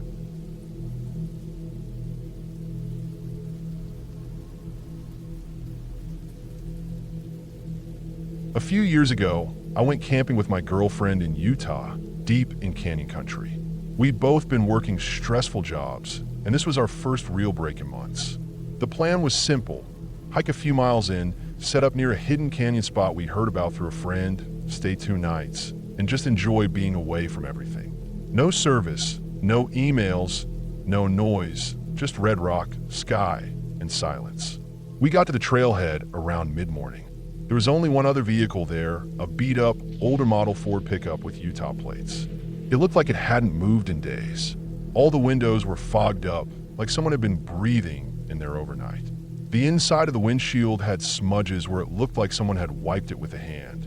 I remember noticing trash in the bed of the truck, crushed soda cans, a torn-up tarp, what looked like an old camp stove. There was something uncomfortable about the way the whole thing sat there, like it didn't belong, or maybe like it had just been left to rot. As we parked and started unloading our packs, the truck's driver door creaked open. A guy stepped out, wiry build, scruffy beard, maybe in his 40s. His clothes looked like they hadn't been washed in a while. Faded jeans, long sleeve shirt with the sleeves rolled to the elbow, and boots caked in dry mud. He didn't say anything, just stood there beside his truck, staring straight at us while we double-checked our gear. I gave him a polite wave. He didn't wave back. No nod, no acknowledgement, just blank staring. My girlfriend glanced at me, but didn't say anything. We both felt it, that low, quiet tension. Something about him was off, but we didn't want to overthink it. We headed out on the trail not long after. It was a dry, hot day, cloudless blue sky, the sun already cooking the ground by late morning. The trail started out wide and easy, but narrowed quickly, winding between red rock formations and dropping into sandy washes. After about 2 miles, we noticed something that stuck with me: boot prints. Fresh ones, headed in the same direction we were going. The same tread repeating again and again in the soft dust. But we hadn't passed anyone. No one had come from the trailhead behind us. Just that man in the truck. And we hadn't seen him set out, hadn't seen him with a pack. Still, the prints were there, big enough to be his. We didn't talk about it at first, just looked at each other, then kept moving. I could feel the air getting heavier after that. Every snap of a twig made me turn my head. I kept glancing over my shoulder, but nothing, no one, just the desert and the wind and the sound of our boots scraping against rock and dirt. By early afternoon, we found the spot we'd been looking for. A small clearing tucked between canyon walls, not visible from the main trail. There was a shallow overhang for shade, a few flat areas for the tent, and plenty of dry wood for a fire. We set up camp. Everything went fine. We cooked some dinner on the camp stove, beans, rice, tortillas, sat by the fire after dark, and listened to the crackling and the far-off howl of wind slipping between the rocks. My girlfriend had finally started to relax. She leaned against me, quiet, warm. I remember thinking that this was why we came, to be away from it all, to just be still for a while. It was around midnight when she shook me awake. I'd fallen asleep hard, Miles of hiking, heavy pack, the dry heat, it hit me all at once. But her hand was on my arm, and when I opened my eyes, I could tell she was tense. Not panicking, not loud, just whispering, low and sharp. "Did you hear that?" I didn't at first, but then I did. Crack. A twig snapped. Then another. Not loud, but close. Maybe 30 feet from the tent. Then silence. Then a footstep. Slow. Crunch. Crunch. Someone was moving around us. Circling. Not charging. Not crashing through the brush. Just deliberately, slowly, step by step. Like they were trying to be quiet, but weren't trying hard enough. I sat up fast, trying not to make a sound as I pulled on my boots. My heart was thudding in my ears. I didn't have a weapon. No knife, except a small folding one in my pack. No gun. Nothing. I grabbed my flashlight and clicked it on, aiming it toward the sound. Nothing. Just trees and dark and the flicker of the dying campfire.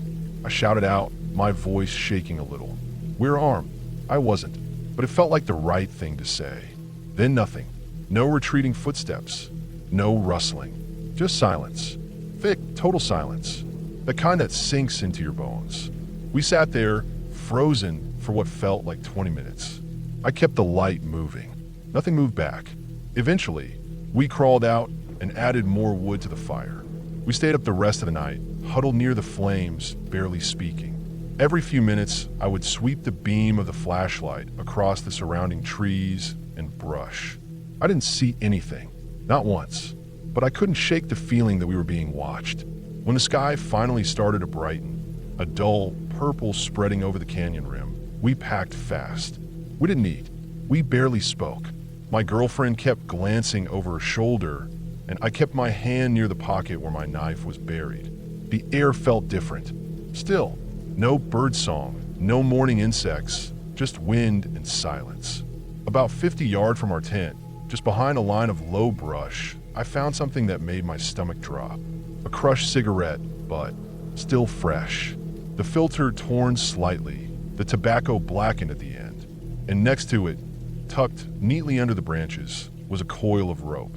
Clean, unused, laid out in a perfect circle like it had been placed carefully. I didn't say anything, just stared at it. My girlfriend saw it too. Her face went pale. We didn't touch it, just turned and kept walking. We made it back to the trailhead by mid-morning. The truck was gone. No sign it had ever been there. Just an empty patch of dirt where it had been parked.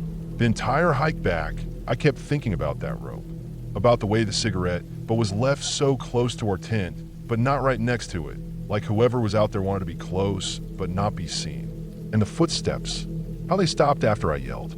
Not ran, just stopped. We never went back to that area. I looked up reports afterward. Missing hikers, suspicious activity, but didn't find anything that matched. We didn't tell many people about it either. What do we even say? Nothing happened, technically, but something did. Something we'll never be able to explain fully. Sometimes I still wake up at night, thinking about the way those footsteps sounded. Slow, measured, getting closer, then stopping. And I wonder what would have happened if we hadn't yelled, if we hadn't lit that fire, if we'd stayed asleep.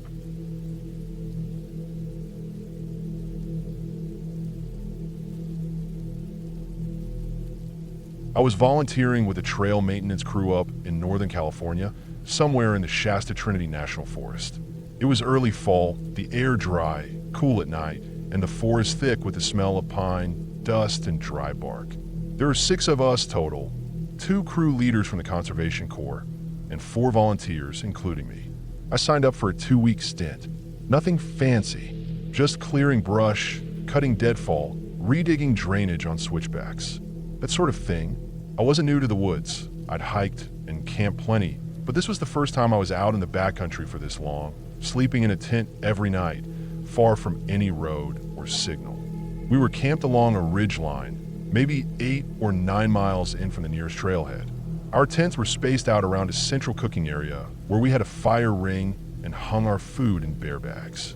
Every morning, we woke up around 6, made oatmeal, filled our water bottles from a nearby creek, and started work by 7. We kept to a routine: eat, work, break, work, eat, sleep. It was tiring but peaceful in a way. The days passed slow and quiet. The only sounds are the scraping of tools, wind in the trees, and the occasional woodpecker hammering on a trunk. On the fifth night, I got up around 2 or 3 a.m. to relieve myself. I walked maybe 50 yards from my tent, past the last guy's bivvy, and found a patch of softer near a cluster of trees. As I stood there in the dark, staring into nothing, I noticed a soft orange glow on the far side of the ridge. At first, I thought it was the moonlight hitting something weird, but then it flickered. Firelight. I squinted and saw it clearer. A small campfire just beyond the curve of the ridge, maybe 200 yards away. It wasn't large, just enough to throw light around a small clearing. The thing was, we knew no one else was supposed to be out there. The whole section of trail was closed for repairs. We hadn't seen or heard another group all week. The crew leads had checked permits and maps before we even set up camp. That area, especially that ridge, was supposed to be empty. I walked back to camp quietly and woke one of the leads. He looked, saw the glow too, and got on the radio. He reported it to the Forest Service. They didn't pick up. It was late, but he left a message. We all stood around in the dark for a bit, waiting to see if someone would walk toward us or if the fire would grow or die. Nothing happened. Eventually we went back to sleep, and by morning, the fire was gone. We hiked up to the spot after breakfast. There was no tent, no gear, no people. Just a blackened patch of earth, still faintly warm to the touch. The grass around it was unburned, and the scorch mark was an almost perfect circle. That detail stuck with me. It wasn't a typical fire shape. No spreading or uneven edges like you'd see if someone had let a fire burn uncontrolled. Just a neat, round patch, maybe 6 feet across. We talked about it over lunch. Someone suggested a lightning strike, but the sky had been clear for days. Another guy joked it was a drone drop or some weird military thing. No one took it too seriously, but everyone was uneasy.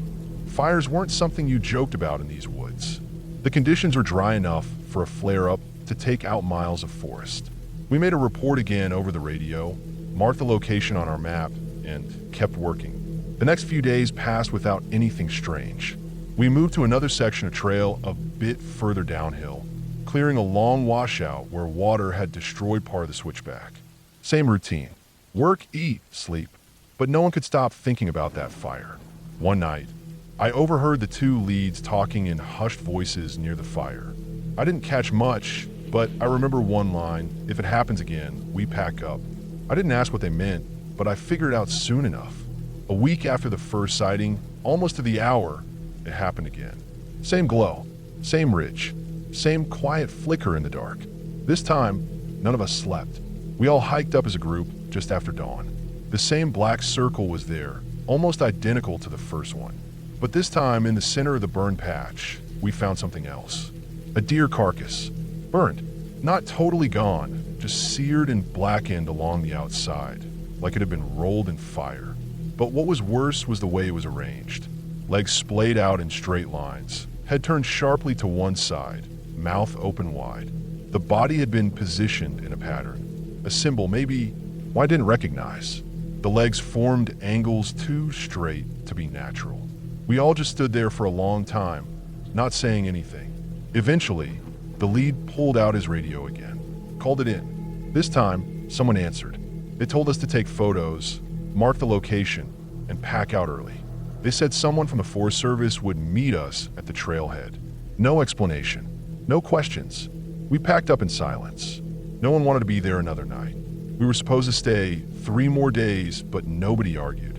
We hiked out in one long push, almost 10 miles in a single afternoon. When we got to the trailhead, 2 trucks were waiting. One from the Forest Service, the other unmarked. 2 guys got out, one in uniform, the other in plain clothes with a clipboard. They didn't introduce themselves. They didn't smile. They asked us to show them the photos. Asked where we found the fire, how far from camp, what direction it was facing. Then they told us to delete the photos.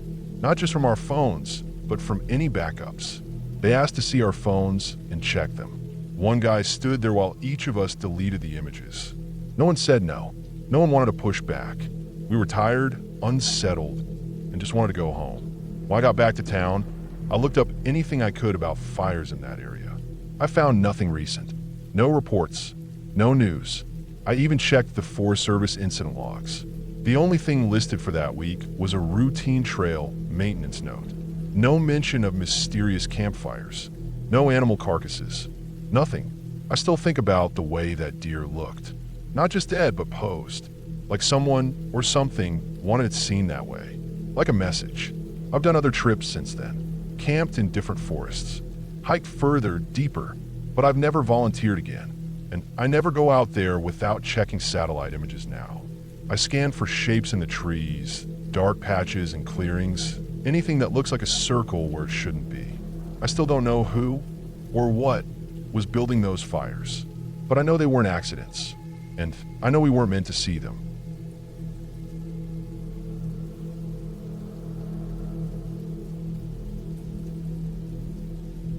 One fall, I was hiking through the woods in northern Michigan. I'd taken the week off work, rented a small cabin near a state forest, and planned to spend a few days hiking, reading, and staying off the grid. The kind of trip where I turned off my phone and let time slow down a little.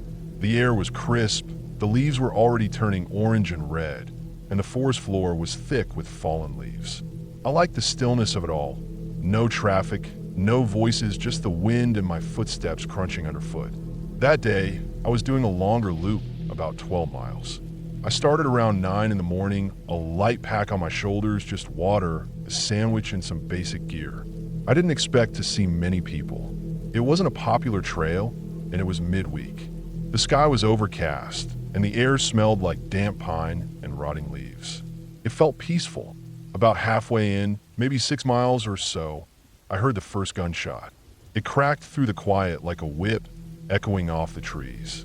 Then another. Not rapid, just spaced out. I froze for a second, then remembered it was hunting season. Not unusual. Still, I wasn't taking any chances. I pulled my orange vest out of the pack and slipped it on. It wasn't a big one, just one of those thin mesh types with reflective strips, but it would make me visible enough. I kept walking. The trail narrowed and twisted through thicker woods, mostly maples and oaks with their leaves starting to drop. A few minutes later, I noticed movement ahead. Off the trail to the left, 3 men standing just beyond the trees, maybe 20 or 30 feet in. At first, I thought they were hunters. They wore full camo, head to toe, and they stood still, almost too still like they were waiting. But they weren't holding rifles. One had a machete in his hand, just hanging loose at his side. Another had what looked like a crossbow strapped across his back. The third had nothing visible, but he stood with his arms crossed and didn't take his eyes off me. I nodded at them as I passed. Just a polite gesture. Nothing too friendly, nothing too inviting. They didn't nod back, didn't say anything, just watched. I didn't break stride, but I felt the tension grow in my chest. Something about them felt wrong. Not like hunters. They weren't wearing the usual blaze orange. And there was no sign of hunting gear. No coolers, no field dressing kits, no dogs. Just machetes and silent staring. I picked up my pace a little, kept walking without looking back. The trail bent slightly and took me out of their line of sight after a minute or so. Still, I kept my ears sharp, listening for footsteps, for anything. Maybe half an hour later, I paused to drink water. I was back in a deeper stretch of woods, denser trees, darker under the canopy. That's when I heard it. A crack, like a branch snapping behind me. Not loud, but close enough to notice. I turned and scanned the woods. Nothing. Just trees, shadows, silence. I started walking again, trying to stay calm. A few minutes later, another crack, then rustling. It wasn't steady, but it came in bursts, like something moving, then stopping when I did. It could have been a deer. This area had tons of them, but it felt wrong. The pacing, the pauses, it matched mine too perfectly. Every time I stopped, it stopped. At that point, I wasn't interested in finding out what it was. I sped up. Not a run, not yet, but fast hiking. Pushing hard through the leaves, keeping my eyes on the path and my ears wide open. My heart started to pound. The forest felt different, like it was closing in. Everything sounded louder. My breathing, the leaves underfoot, even the wind. I didn't want to panic, but I was getting there fast. I kept moving like that for maybe 20 minutes, never seeing anyone, just hearing that distant crunch and snap behind me. Always just far enough back to stay out of sight. Then, finally, I saw 2 people up ahead, Another pair of hikers come in the opposite direction. They were middle-aged, wearing jackets and day packs, walking slow and chatting. I felt this huge wave of relief. I didn't even say anything. I just slowed down as I passed, and then turned and started walking with them like it was the most natural thing. They didn't seem to notice or care. Just casual nods and small talk about the trail. I didn't explain what was happening. I didn't want to sound paranoid, and I wasn't sure what I'd even say. Hey, I think 3 guys with machetes might be following me. It sounded crazy, but I stayed with them, walked the rest of the way out. It took another hour and a half to reach the trailhead. The whole time, I didn't hear anything else behind us. No footsteps, no movement, just normal forest sounds. When we finally got back to the parking lot, the sun was lower in the sky, and everything was cast in that cold golden light that comes in the late afternoon. The lot was mostly empty. My car was at the far end, parked under a big pine. I felt that same calm come back. I made it. I was fine. Then I saw them again. The 3 men in camo were stepping out of the woods, maybe 40 feet from the edge of the lot. They didn't come all the way out, just enough to be seen. No weapons in sight now, just standing there, watching. One of them, the one with the crossbow from earlier, tilted his head a little and smiled. Not friendly, more like the kind of smile you give someone when you've got a secret. A smug, knowing kind of grin, like he knew I saw them, knew what had happened, and was okay with me knowing. I stared back for a few seconds, then turned away. Got in my car, locked the doors before even starting it. The other 2 hikers were already pulling out. I didn't wait around. I backed out fast and hit the road. I checked my mirror all the way back to the cabin. No one followed, nothing out of place. But I couldn't shake that smile. That night, I couldn't sleep. I kept thinking about how they had nothing to gain by just watching me. Why carry blades and crossbows on a hiking trail? Why no rifles during hunting season? Why follow me without doing anything? Unless doing nothing was the point. Just enough to scare. Just enough to show me they could. I cut my trip short, left the cabin the next morning, and drove home. Never filed a report. What would I even say? There was no crime, no confrontation. Just watching. Just that awful silence and the feeling of being followed. But I've never gone back to that part of Michigan, and I still think about that smile sometimes.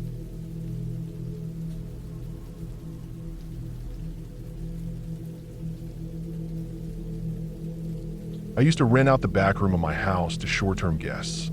It helped cover my mortgage, and for the most part, it went smoothly.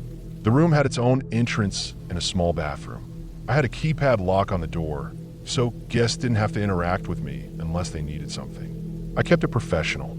Clean linens, stocked mini fridge, a coffee machine, just enough to be comfortable. One Thursday afternoon in early fall, a man named Keith booked the room for 4 nights. His profile said he was in town for work, a quiet guy mid-40s. No red flags. He checked in late that evening. I heard his car pull in, the sound of the code being punched in, then the door closing. I didn't hear anything else after that. Seemed like a normal guest. The next morning, his car was still in the driveway when I left for work. I came back around 6 p.m. and it was still there. The blinds in his room were drawn tight. The porch light was on. I figured he must be working remote or on night shifts. Nothing odd. I didn't hear any noise from his room the whole night. It was the second day that I started to notice things. I have a small side yard with a wooden fence. My home office window faces that side. Around mid-morning, I saw a movement out of the corner of my eye. I looked out and saw Keith standing in the yard, facing the fence. Just standing there, perfectly still. No phone, no smoke, no drink. Just standing with his arms down. I watched him for maybe 20 seconds. He didn't move. Then I turned away and tried to ignore it. After another few minutes, I peeked again. He was gone. That evening, I decided to check the exterior camera feeds. I had a few mounted, one at the front, one above the back porch, one covering the driveway. The side yard wasn't covered. Still, I scanned through the day's footage. Keith hadn't left. He hadn't gone anywhere. No food deliveries, no packages. He just stayed in. I don't know why, but something about that rubbed me the wrong way. On the 3rd night, I was in bed reading when I heard faint footsteps in the hallway. Now, the guest room has its own entrance, so no one should be inside the main house. I froze and listened. The steps were slow, deliberate, and they were on my side of the house. I got up, grabbed a flashlight, and stepped quietly into the hall. Nothing. All the doors were closed. I checked the locks, front door, back door, all secure. I went back to my room and lay down, telling myself maybe it was the floor settling or something outside. But I didn't sleep much that night. The next morning, I noticed something strange. The basement door, inside the hallway near the kitchen, was unlocked. I never leave it that way. The basement wasn't for guests, and there was nothing down there except a washer, dryer, and storage. It creeped me out. I didn't go down, just locked it again, and try not to think too hard about it. That evening, I got home and noticed Keith's car was still in the driveway. He hadn't left once in 3 days. I knocked lightly on his door. No answer. I didn't press it. I had a rule not to invade guests' privacy unless there was a clear reason. But something about this guy was making my skin itch. Later that night, I was brushing my teeth when I heard movement again. A soft creak, the kind old floorboards make under slow weight. I turned off the bathroom light and stood still, just listening. I heard it again, then another faint sound, like the rustle of clothing. I opened the bathroom door and looked into the hallway. It was dark, except for a bit of moonlight spilling through the living room window. Nothing there, but I couldn't shake the feeling someone was inside the house. I stayed up most of that night in bed, lights off, just listening. At around 3 a.m., I heard a sound that made my chest go tight, a slow turn of a doorknob. Not forceful, not jiggling, just a quiet testing of whether it would open. My bedroom door. I sat up slowly and didn't move. I didn't even breathe loud. I didn't hear footsteps walking away, just silence. I waited maybe 10 minutes before finally turning on the lamp. Nothing. The next morning, I checked the interior locks again. Still locked. I walked around the house, checking all the windows. The one in the laundry room was cracked open, just an inch, but enough. I always kept it locked. Always. It was one of those with a latch you had to push in. I locked it again. That evening, Keith's car was gone. For the first time since he arrived, he had left. I watched the cameras, waiting to see when he returned. He came back around 8 p.m., carrying what looked like a small duffel bag. No groceries, no food. Just that one bag.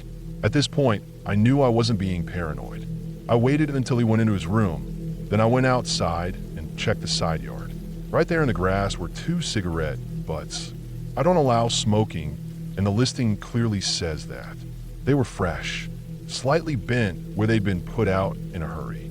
And near them, I found footprints, just faint but visible in the patch of dirt, leading toward the living room window. I went back inside, locked everything again, and moved a heavy chair in front of my bedroom door. Around 2 a.m., I woke up to a soft thud. I sat up and listened. Another thud, lower this time, like something hitting wood softly. Then came the creak, the sound of a door being opened. It wasn't mine. I stayed quiet and strained to listen. It was coming from the basement, the one door I had locked the day before. I got up slowly and pressed my ear to the wall. The noise was faint, but someone was walking in the basement. I picked up my phone and dialed the non-emergency police line. I told them I thought someone was in my house, possibly a guest who had broken into a part of the home that was off limits. The dispatcher said someone would be over within 20 minutes. I didn't wait. I opened my door carefully, flashlight in hand, and crept to the basement entrance. I listened again. Nothing now. Total silence. I slowly opened the door and pointed the light down. At the base of the stairs was a black shape. A bag. A large trash bag. I didn't go down. I backed away and shut the door. I waited outside on the porch until the police showed up. They went down first. I stayed at the top, heart racing. When the officers called up, "Do you know what this is?" They brought up 3 large trash bags. Each one had random items. Cans of food, rolled socks, batteries, a knife, a bottle of rubbing alcohol, several of my own kitchen utensils. They also found a small camera tucked in the vent of the guest room, wired to a battery pack and a tiny SD card. He had taken it upon himself to install it, watching the house, probably watching me. They found signs he had been sneaking through the laundry window at night, getting into the house. That duffel bag, full of tools and zip ties. They arrested him that night. Apparently, Keith had a history. Nothing serious enough to flag his background check. Just small charges trespassing a protective order that had expired. But they believed he was planning something. No one could say exactly what. He never confessed to anything, just kept quiet. I took down the listing the next day, changed all the locks, installed better cameras, and I haven't rented out that room again since. Every now and then, I still wake up around 3 a.m., heart pounding, listening, waiting to hear that soft turn of a doorknob again. It hasn't come, but I've never slept the same since.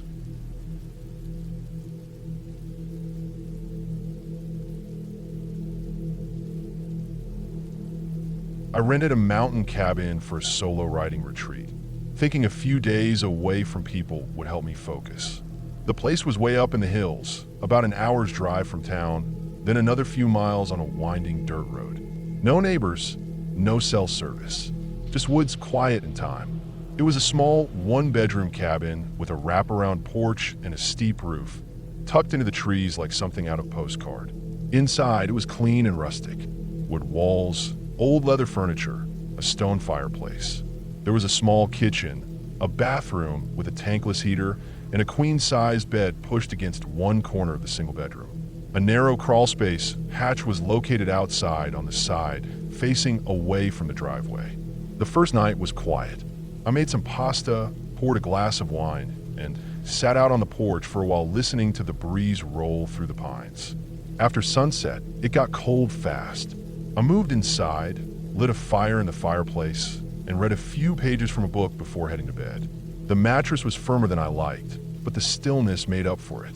No cars, no sirens, no city noise. I drifted off quick. The second night is when things got strange. I had spent most of the day riding and hiking. By late evening, I was beat. I cooked a quick dinner and got into bed early. Around midnight, I woke up, not to a loud sound, but something quiet, just enough to pull me out of sleep. I stayed still, eyes open in the dark, listening. There was again a soft, dull thud, then another, and another. Slow, rhythmic, like someone knocking softly, but not at the door or on the walls. It was coming from beneath me, right under the floor, under the bed. I sat up, trying to stay calm. The sound stopped. I got out of bed and turned on the lights. Walked slowly around the cabin. Nothing. I even stepped out onto the porch, flashlight in hand. The night was dead still. No wind, no animals, just cold air and trees. I circled the cabin, eventually making my way to the side with the crawlspace hatch. It had a rusty metal latch, and I checked it. Still locked, stiff. I even brushed some leaves and pine needles away from the edge. No signs anyone had been near it. No footprints in the dirt.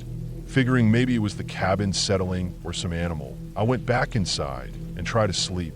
I couldn't.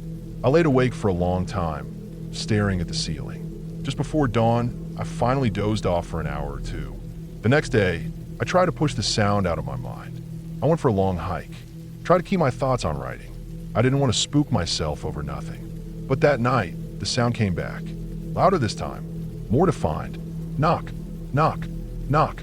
Always in threes, and always from directly under the bed. I sat up fast, listened. The sound didn't stop. Knock, knock, knock. I got out of bed and pressed my ear to the floor. It sounded like it was just beneath the boards, not something hitting the outside foundation.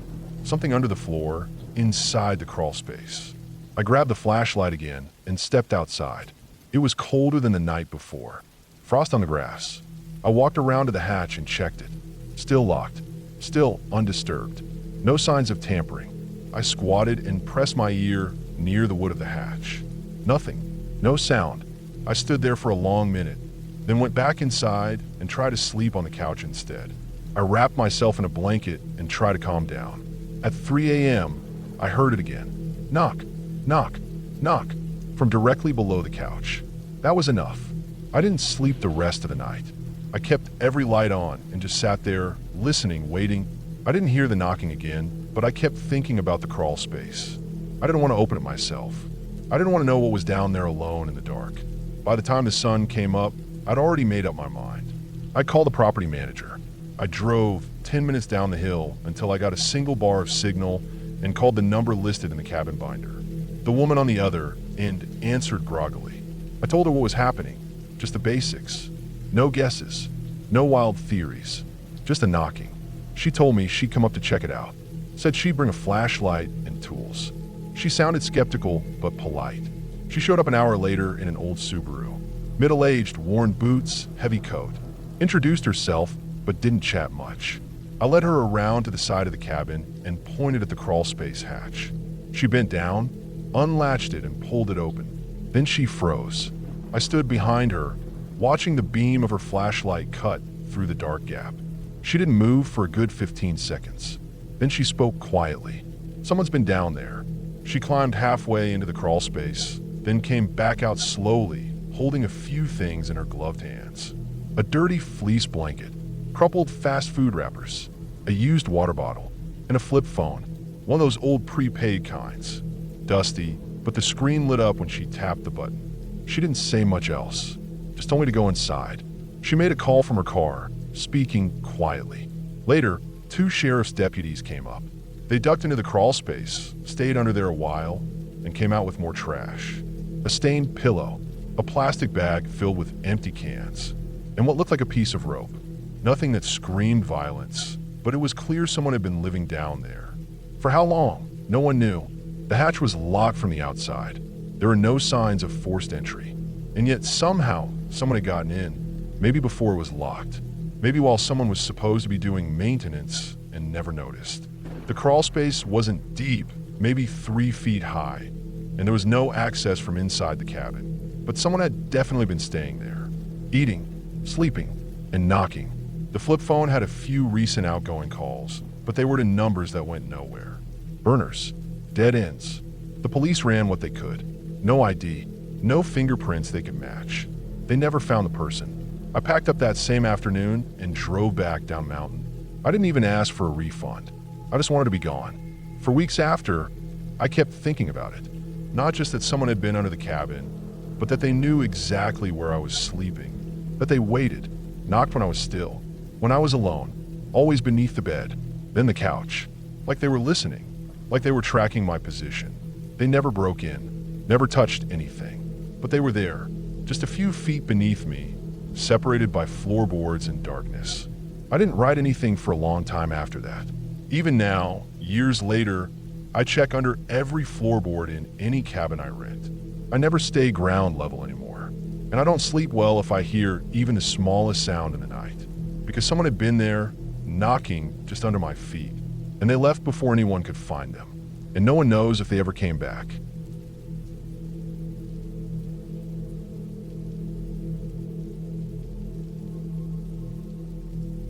I rented a 2-bedroom Airbnb for a weekend trip with my sister. She couldn't get the Friday off work, so I got there a day earlier. It was in a quiet neighborhood just outside a small town.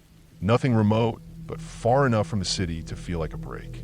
The unit was part of a duplex, single story, with a driveway and a little patch of lawn. It looked normal, maybe a little older than the pictures, but clean. The host had left the key in a lockbox by the front door and messaged me the code earlier in the day. When I walked in, it smelled like lemon cleaner. The lights were all off except for one in the kitchen. The place had a worn-in feel. Beige carpet, a slightly lumpy couch, a flat-screen TV mounted too high on the wall. A couple framed photos of what looked like random countryside scenes. Nothing fancy, but nothing sketchy either. I dropped my bag in the larger of the 2 bedrooms and took a quick walk around. The second bedroom had twin beds and a little desk. There was one bathroom, stocked with basic toiletries.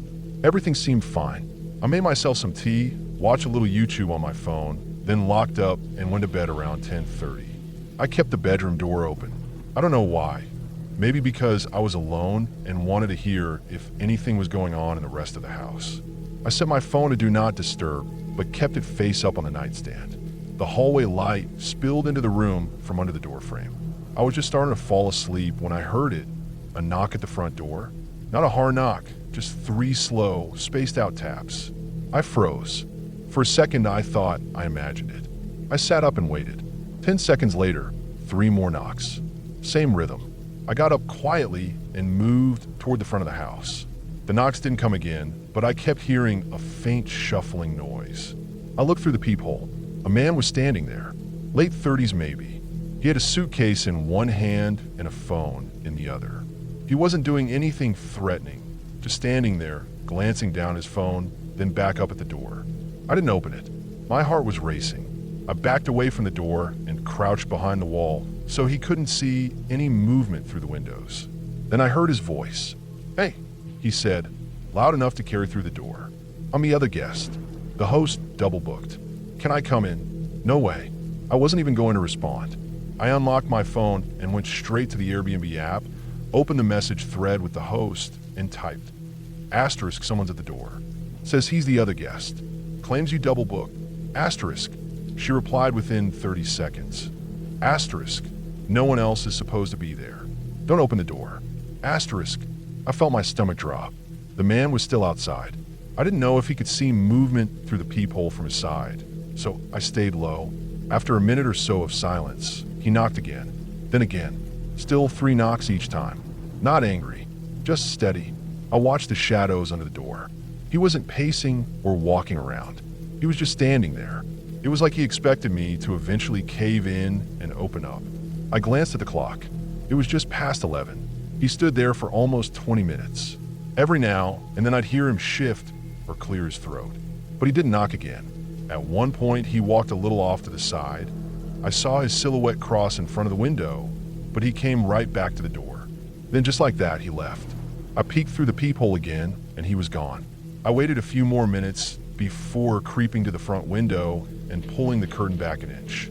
He was walking down the street with his suitcase rolling behind him. Not running, not looking back, just casually strolling away, like he was heading home from the grocery store. I locked everything again, even though I already had. I pushed the heavy armchair in front of the front door, then grabbed the largest kitchen knife I could find and brought it with me to the bedroom. I couldn't sleep. I kept imagining that he had circled around and was hiding in the backyard, or that he'd figure out how to open one of the windows. Every small sound made me jump. The fridge kicked on at one point, and I thought someone was moving in the hallway. My heart was in my throat for half the night. Around 3 a.m., I started to feel a little stupid for being so scared, but I stayed up anyway. By morning, I hadn't slept more than maybe 40 minutes in total. When the sun came up, I messaged the host again and told her he was gone, but I wanted to know what the hell had happened. She apologized again and sent me a screenshot of a message she'd received late the previous night. It was from a brand new Airbnb account. No reviews, no name.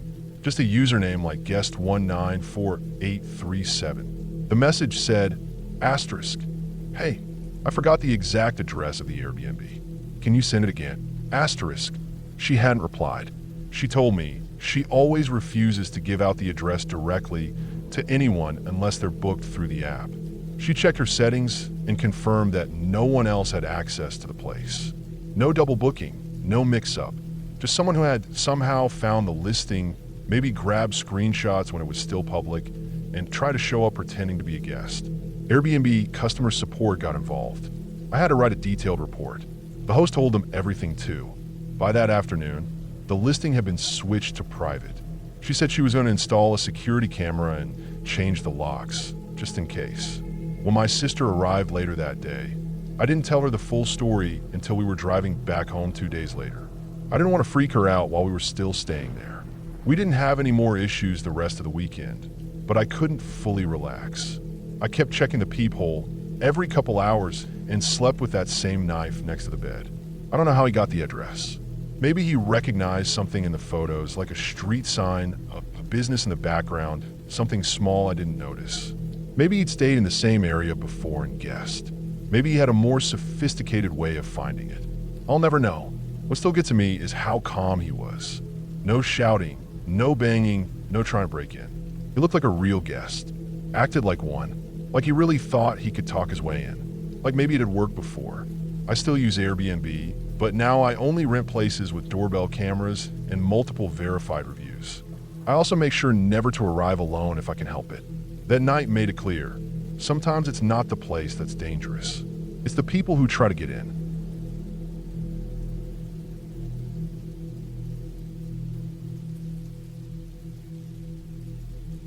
I had booked a few nights at a remote ranger cabin deep in the Sawtooth National Forest in Idaho. It was one of those old Forest Service cabins you can rent if you plan ahead. Rustic, no electricity, no running water, and no self-service. You drive it a few miles on a dirt road, then hike the last stretch in. The closest town was over an hour away. I wanted peace and solitude, a reset from everything. I brought food, firewood, a water filter, my sleeping bag, a lantern, and a couple books. I had planned to stay 4 nights. The cabin sat in a small clearing surrounded by pine trees, with a narrow trail leading in. There was a fire pit out front, a wooden porch with a couple of creaky steps, and a small window on each side of the single-room building. Inside was a cot, a wood stove, a table, and some shelves with leftover supplies, matches, an old pot, a rustic opener. Simple, quiet, and exactly what I was looking for. The first day went by peacefully. I unpacked, gathered some kindling from around the cabin, and started a small fire in the stove once the sun dipped. I made dinner, read a little, then settled in. I fell asleep around 10, wrapped in my bag on the cot, with the fire still popping quietly.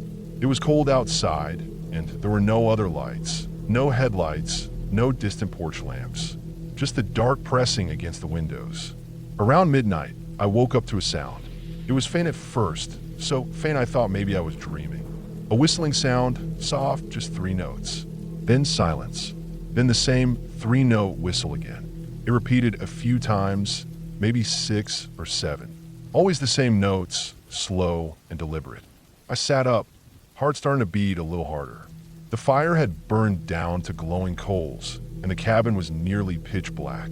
I didn't move. I just sat there in my sleeping bag, listening. The sound wasn't close. It seemed to be coming from the woods, maybe 100 feet off. I couldn't tell the direction. Sound bounces weird in the forest at night. It didn't go on long. After a few more repetitions, it stopped.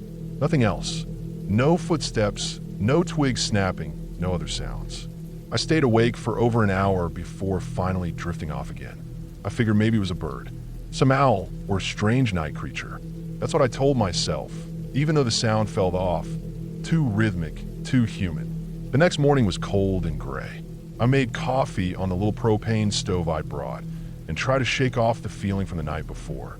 There were no footprints outside, just deer tracks near the edge of the clearing and a few squirrel prints closer in. I went for a short hike along one of the logging roads that cut through the area, then came back and read most of the afternoon. It was quiet again. No planes overhead, no wind, just the trees swaying and the occasional rustle from some animal passing through. That night, I went to bed earlier, around 9. I didn't feel scared exactly, just alert. I left the fire going and made sure my hatchet was near the door, though I wasn't sure why. I lay in the dark for a long time, half asleep, until I heard it again. The same whistle, same 3 notes, but louder this time, and closer, much closer. It was maybe 30 or 40 feet from the cabin. Same rhythm, over and over. No rush to it, just that same slow whistle. It lasted longer than the night before, at least 10 minutes. I lay perfectly still. The fire was down to embers again, and the inside of the cabin felt colder than before. I didn't move. I didn't get up to look out the window. I just waited. Eventually, it stopped. Again, no footsteps, no other noise, just silence. And after a while, I finally fell asleep again, though it wasn't a deep sleep. By the 3rd day, I was thinking about leaving early. I didn't want to admit it, but I was uneasy. I'd stayed in backcountry cabins before, even gone winter camping in Alaska, but something about this felt different. It wasn't wildlife. I knew the sounds animals made. This wasn't that. That evening, I didn't light a fire.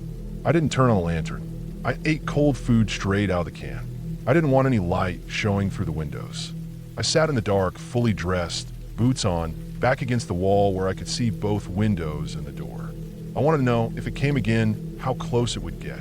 I wanted to listen. And for a long time, there was nothing. Then, right around midnight, the whistling started again.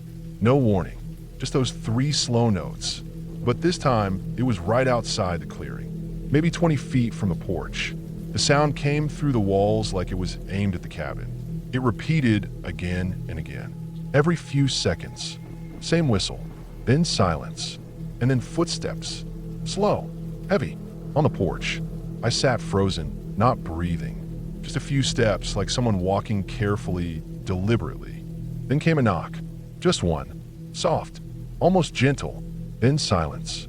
I didn't move. I didn't turn on a light. I just sat there, heart pounding so hard I could feel it in my ears. Nothing else happened. I waited and waited.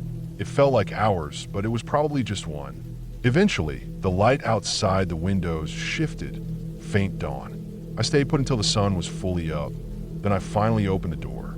There was no one on the porch, but in the dirt at the bottom of the steps were two bare footprints.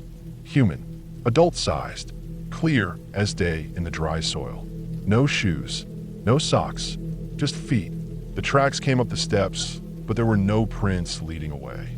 The ground was hard-packed in most places, and the pine needles made it easy to miss light tracks. But these two prints at the base of the steps were clear. No others nearby. I packed everything up. I didn't eat.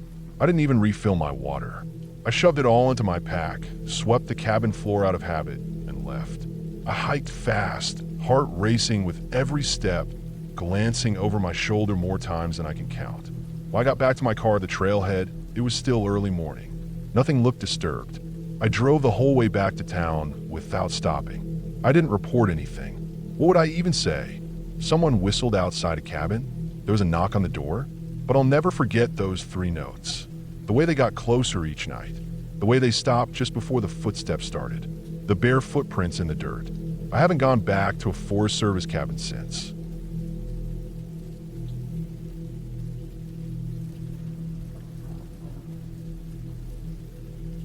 I booked a small Airbnb in a quiet neighborhood while I visited family for a few days.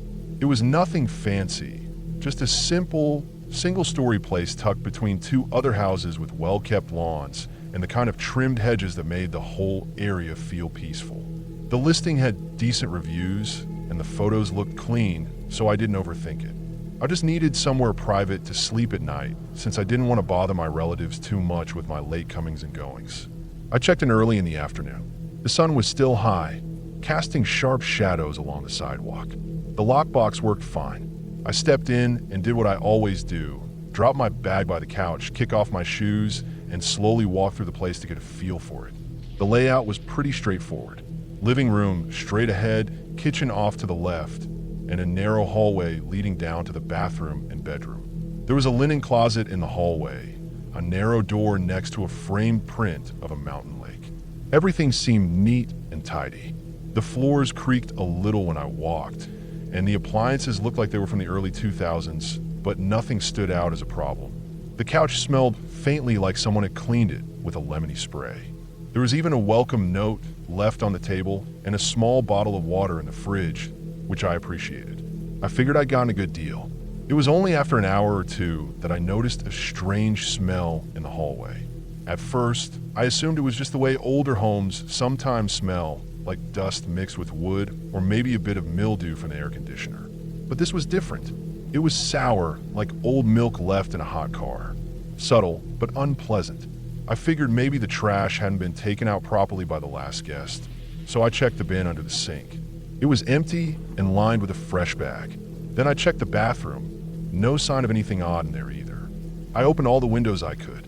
The front ones didn't open much, but I got a few cracked wide enough to let some fresh air in. I left the bedroom door open to let the air circulate and went about unpacking. Still, every time I passed the hallway, I caught that faint but sickly smell again. It didn't seem to be getting worse, but it wasn't going away either. I crouched near the floor to see if maybe something had leaked under the baseboards. Nothing visible. I even stuck my head into the linen closet, thinking maybe some damn towels had been left in there too long. But all I saw were neatly folded sheets, a couple of white bath towels, and a small box of tissues on the bottom shelf. I pulled a few things out, checked behind them, and didn't see anything unusual. It wasn't strong enough to justify calling the host yet, so I figured I'd deal with it in the morning if it was still lingering. That night, the smell got worse. It wasn't just noticeable anymore. It hit me every time I walked down the hall. I could feel it in my nose, like it clung to my nostrils. I lit a candle I had in my bag, just to make it bearable. When I lay in bed trying to sleep, the smell seemed to creep under the door, as if it were slowly filling the house. I got up twice just to check if I'd missed something obvious. I ran the bathroom fan for a while. I even wiped down the shelves in the linen closet with a damp cloth. Still nothing helped.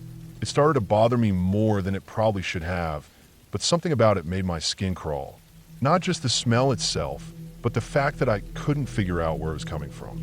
I ended up dozing off sometime around 3 in the morning, but it wasn't restful. I kept waking up every hour, eyes stinging, mouth dry, trying to ignore the headache that was forming from the smell. The next morning, as soon as I got out of bed, I decided I needed to find the source once and for all. I started with the linen closet again, pulling everything out this time. Every towel, every blanket, even the tissue box. When I removed the bottom shelf completely, I noticed something I hadn't seen before, a vent cover low on the back wall, right near the floor. It was almost hidden behind a shelf frame. The metal slats looked dark, stained at the edges, and there was a faint crust around the screws like old moisture or rust. I leaned in closer. The sour smell hit me like a slap. It was definitely coming from there. I didn't have any tools, but I went to the kitchen and found a butter knife. It barely fit into the screw heads, but after a few minutes of slow, careful work, I managed to loosen them. The vent cover creaked as I pulled it off. I held it in one hand and turned on the flashlight on my phone. Then I crouched and aimed the light into the dark space behind the wall. What I saw made my stomach lurch. Lying just inside, curled up and wedged awkwardly behind the drywall and ductwork, was a dead opossum. Not small, fully grown. Its fur was matted and dirty, its limbs twisted like it had gotten stuck while trying to escape. The skin had pulled tight around its face, and I could see the teeth. It was bloated in places and sunken in others, and the smell was overwhelming now that the vent was open. My stomach turned, and I barely kept myself from vomiting right there. I dropped the vent cover and slammed the closet door shut like that would make a difference. I ran to the bathroom, washed my hands, splashed water on my face, and just stood there breathing through my mouth. My eyes watered. The more I thought about it, the more I couldn't believe how close that thing had been all night, slowly rotting just a few feet from where I was sleeping. I messaged the host. I didn't want to touch it again or even go near that hallway. I wrote that there was a dead animal behind the wall and that the smell was unbearable. I didn't even wait for a full response before I started packing my things. I couldn't stay there another night. I took one last look to make sure I hadn't left anything, grabbed my bag, and walked out. I sat in my car with the windows down for a long while before I could even start driving. I felt like the smell had clung to my clothes, to my skin. Eventually, the host replied, apologizing. She said something along the lines of, "That happens sometimes." I thought we sealed that part off. I didn't respond. I didn't need to. I sent a refund request through Airbnb, attached the photos I'd taken of the vent and the dead opossum. Within a few hours, they approved it. I ended up staying with my cousin for the rest of the trip, slept on his couch, and dealt with the mild awkwardness of being a last-minute guest. But I didn't care. At least his place didn't smell like death. I couldn't get that image out of my head for days. The way the animal looked twisted and forgotten, the way the sour stench had slowly built up, unnoticed. Since then, every time I check into a new place, Airbnb, hotel, guest room, I do the same thing.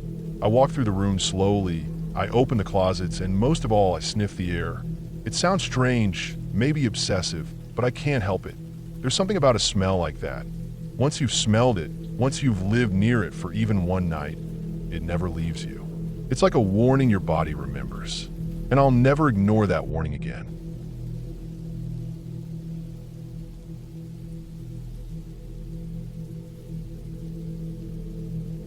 It was early July when we planned a camping trip out to Wells Gray Provincial Park near Clearwater, British Columbia.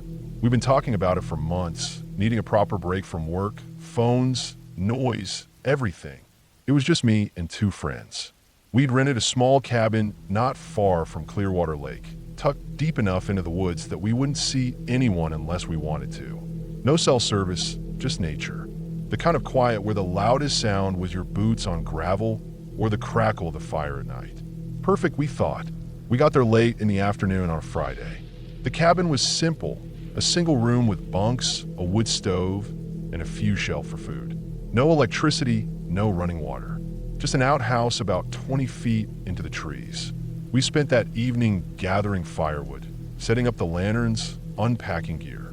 The sun set slow and deep orange, and the whole forest fell quiet except for the occasional distant owl or the rustling of something small moving through underbrush.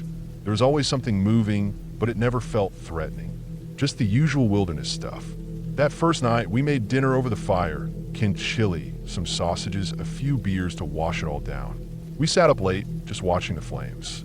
It's amazing how long you can sit around a fire without talking, just listening and thinking. Around midnight, the air turned cold, even for summer, so we finally crawled into our sleeping bags in the cabin. I remember falling asleep to the sound of wind brushing through the tall pines outside. I don't know exactly what time it was when I woke up to lights flashing through the cracks in the cabin walls. Not firelight, flashlights, headlamps, white and sharp, moving. I sat up slowly, confused, my mind still stuck halfway in a dream. Then I heard boots, heavy boots, more than one pair, crunching gravel outside. The front door creaked, then a knock, firm, repeated. I looked at my friends. One of them was already sitting up, the other was still trying to wake up. We opened the door and were hit with beams of light. I squinted. There were at least 3 men standing there. RCMP, uniforms. One of them had a rifle slung over his shoulder, the others had sidearms. Behind them, a police truck idled quietly with its lights spinning, and a second vehicle was parked not far off with 2 German shepherds pacing and barking inside. They told us to come outside. No real explanations yet. Just orders. Come out of the cabin, slowly, all 3 of you. We stepped out into the cold, early morning air. It was still dark, not even a hint of sun. The smell of pine and cold earth hit me. The gravel felt like ice under my socks. They lined us up along the side of the cabin. One of the officers stood facing us while the other 2 moved toward the vehicles. That's when I saw the dogs again, now out and straining against their leashes, already barking. Then one of the cops said something that locked everything in place. There's been an escape. Local holding facility. Inmate missing. Dogs picked up a trail heading this way. That's all he said, but it was enough. My mouth felt dry. My stomach sank. We were just out here trying to disconnect, and now we were in the middle of some manhunt. The dogs came forward, handlers keeping them close. They sniffed the ground hard, circled, barked again, then moved toward us. One of the officers brought over a sealed plastic bag. Inside was a ragged piece of fabric. Looked like a shirt or jacket. Dark blue. Dirty. They held it out for the dogs. One of the dogs lunged at it, pulling hard on the leash, whining like it wanted to go. The next few minutes were a blur. The dogs were walked up to us, one by one. They sniffed each of us, shoes, pant legs, backpacks that had been tossed outside. They moved fast, trained, methodical. You could tell they'd done this before. One of the dogs barked sharply and turned toward the woods behind the cabin. The handler pointed and the other officer nodded. We were told to grab our gear and prepare to evacuate. It wasn't a request. They said it fast, like they'd said it 100 times before. Grab essentials. Leave food if you have to. We're escorting you out. No one argued. We shoved everything back into our bags as fast as we could. I left my toothbrush behind. Didn't even think about it. We just wanted to get out. There was this pressure in the air now, like the forest was holding its breath. Like we weren't supposed to be here anymore. The police drove us out in a convoy. It was still dark. The headlights lit up nothing but trees and fog as we bumped down that narrow gravel road for what felt like forever. I kept looking out the back window, half expecting to see someone running after us in the shadows. Nothing ever came, but my nerves didn't settle. When we got to the main road, they let us out at a gas station. There were already other campers and hikers being dropped off there too. Everyone looked the same, tired, confused, tense.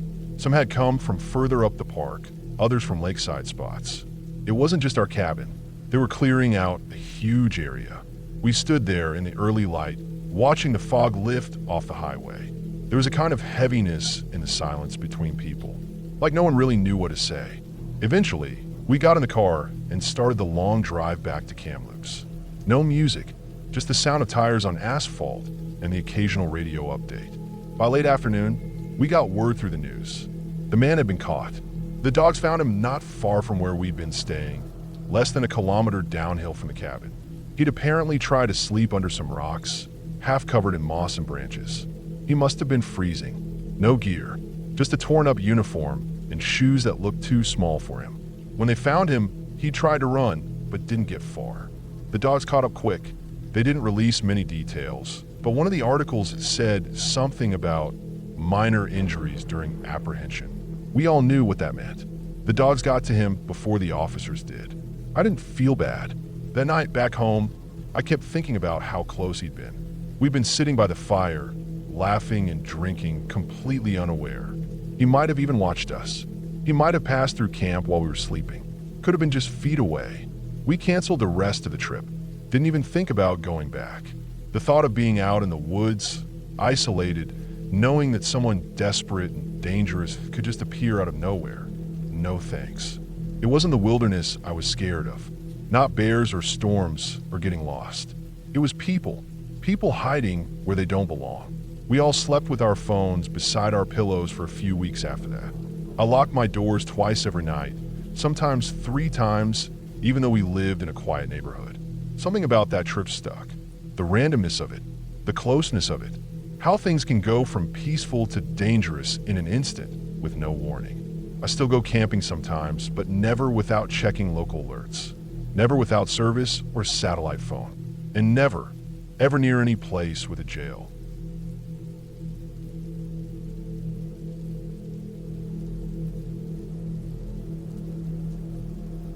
My girlfriend and I had planned the trip for months. We found this little A-frame cabin on a rental site tucked away in northern Minnesota, right by a frozen lake. It looked perfect, remote, quiet, surrounded by thick pine forest. The picture showed that one entire side of the cabin, facing the lake, was floor-to-ceiling windows. During the day, sunlight poured in and made the whole place feel warm and open. At night, though, that wall of glass turned into a black mirror. The cabin was small, just one room with a loft bed up a ladder, a wood-burning stove, and a tiny kitchenette. The bathroom was an outhouse down a short path, and there was no cell signal unless we hiked up the ridge behind the property. We brought enough food for 3 nights, a few books, and a deck of cards. The plan was to disconnect for a few days, relax, cook simple meals, and enjoy the snow. It was early January, cold but not bitter, highs in the 20s. The snow had a crust to it, hard-packed and undisturbed. The first night went smoothly. We made soup, played cards, and sat by the fire. The woods outside were silent. No wind, no animals, nothing. It was almost too quiet. The fire crackled, and the glass windows reflected the flickering light back at us. At one point, I stepped outside to use the outhouse and stood for a moment on the porch. The snow stretched out in every direction, unbroken and smooth. The lake was just beyond the trees, flat and white. Not a single footprint anywhere. It felt like we were the only 2 people on Earth. The second night started the same. We cooked pasta, opened a bottle of wine, and sat by the fire again. My girlfriend climbed up into the loft with her book, and I stayed below, poking at the logs, feeding him more wood. That's when I first heard it. A soft noise behind me, right against the window. Screech, screech. It was faint, just enough to catch my ear. I turned around, expecting maybe a squirrel or a branch tapping the glass. Nothing, just the dark reflection of the room behind me, and beyond that, total blackness. I sat back down, thinking it was just the stove crackling or maybe ice shifting outside. Then I heard it again. Screech, screech, screech. Louder this time, more insistent.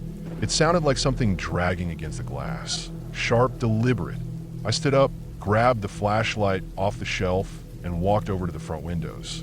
I pressed my face close, trying to see beyond the reflection. Nothing. I turned on the porch light and stepped outside, boots crunching on the snow. The air was cold and still. I shone the flashlight around the edges of the cabin, down toward the base of the windows, then higher. There were no footprints anywhere. No broken branches, no sign of any animal.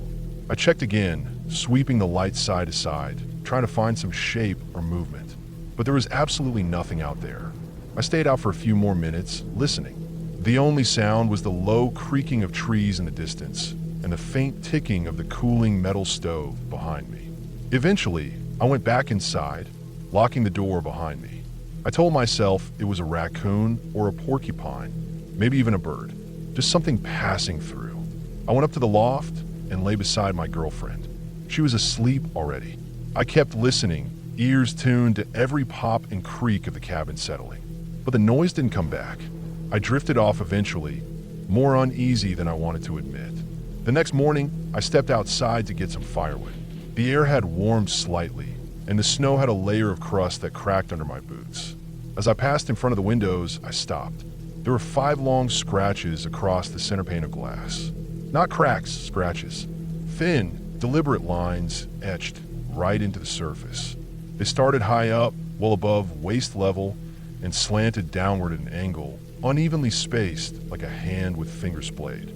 I stared at them for a long time. There was no way an animal did that. They were too precise, too high off the ground.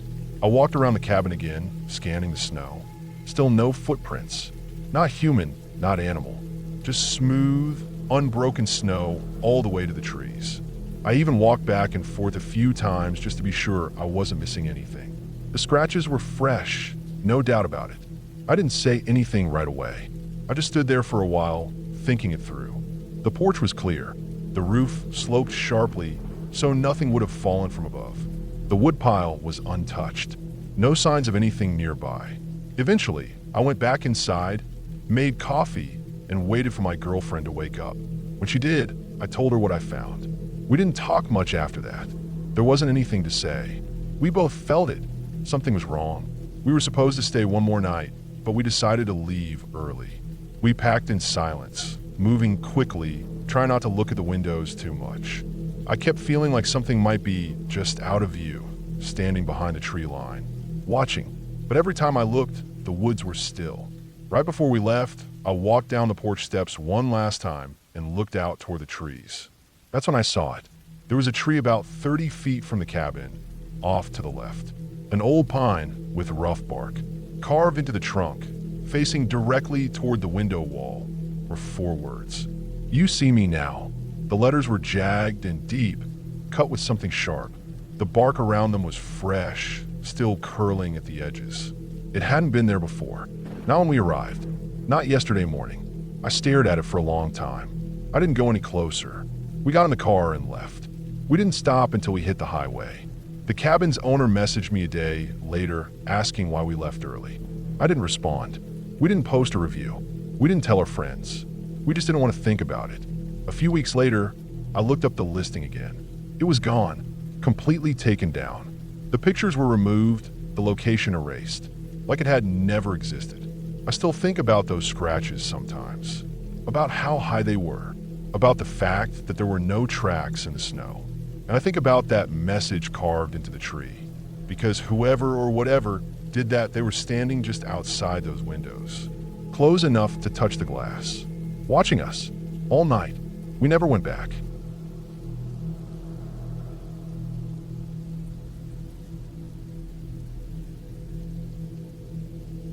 When I was about 12, we went camping in this weird dry part of Western Australia, Hamelin Pool, near the stromatolites. I remember the name because Dad kept going on about how old they were, billions of years or something. At that age, I didn't really care. All I knew was that we were going to be spending a few days in this remote place. Just us, me, my parents, and my 2 younger brothers. We pulled into what was supposed to be a caravan park, but it wasn't what any of us expected. It was basically an old sports oval that someone had decided to turn into a campground. There were no trees, no real spots set up for camping, just a flat, open patch of dry, sun-baked dirt with a few patches of grass that looked more dead than alive. There was a single gazebo in the middle of the whole thing, one of those metal-roofed ones with a concrete slab and a couple of faded picnic benches underneath. No other cars, no other tents, no sign of life at all. The office building looked abandoned, even though there was a dusty sign hanging out front with faded letters that said Hamelin Camping and Caravan Ground. Dad said he'd already paid online, so we just set up near the edge of the oval, away from the gazebo, thinking maybe we'd get a bit of privacy even though nobody else was around. The heat during the day was unbearable, the kind of dry heat that makes your skin feel like it's cracking open. We tried to keep the tent closed to avoid flies and dust, but it turned into an oven inside.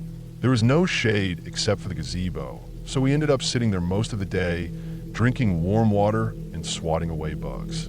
My brothers, who were maybe 9 and 7, kept complaining they were bored, and honestly, I was too. The place just fell off from the beginning. Too quiet.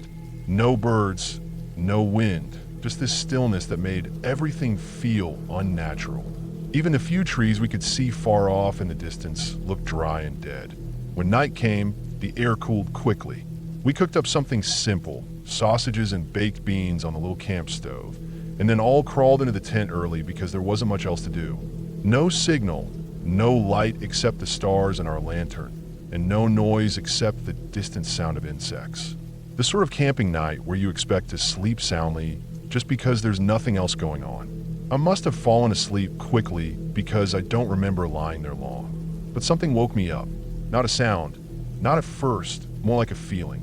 The kind of alertness you get when your body just knows something isn't right. I opened my eyes and saw the dim green glow of the lantern we had left on at the far side of the tent. I could see the outlines of my brothers beside me, curled up in their sleeping bags. Then I noticed my mom and dad sitting up, both very still. There was a sound outside. Very soft footsteps. Fast, but not heavy. Light like someone barefoot or wearing socks. It circled the tent once, slowly, and then again a little quicker. I could see the shadow of someone through the nylon wall of the tent as they passed by the lantern's light. It wasn't a sharp silhouette, just the vaguest movement, like a shadow flicking by. The footsteps weren't loud enough to tell if it was one person or more.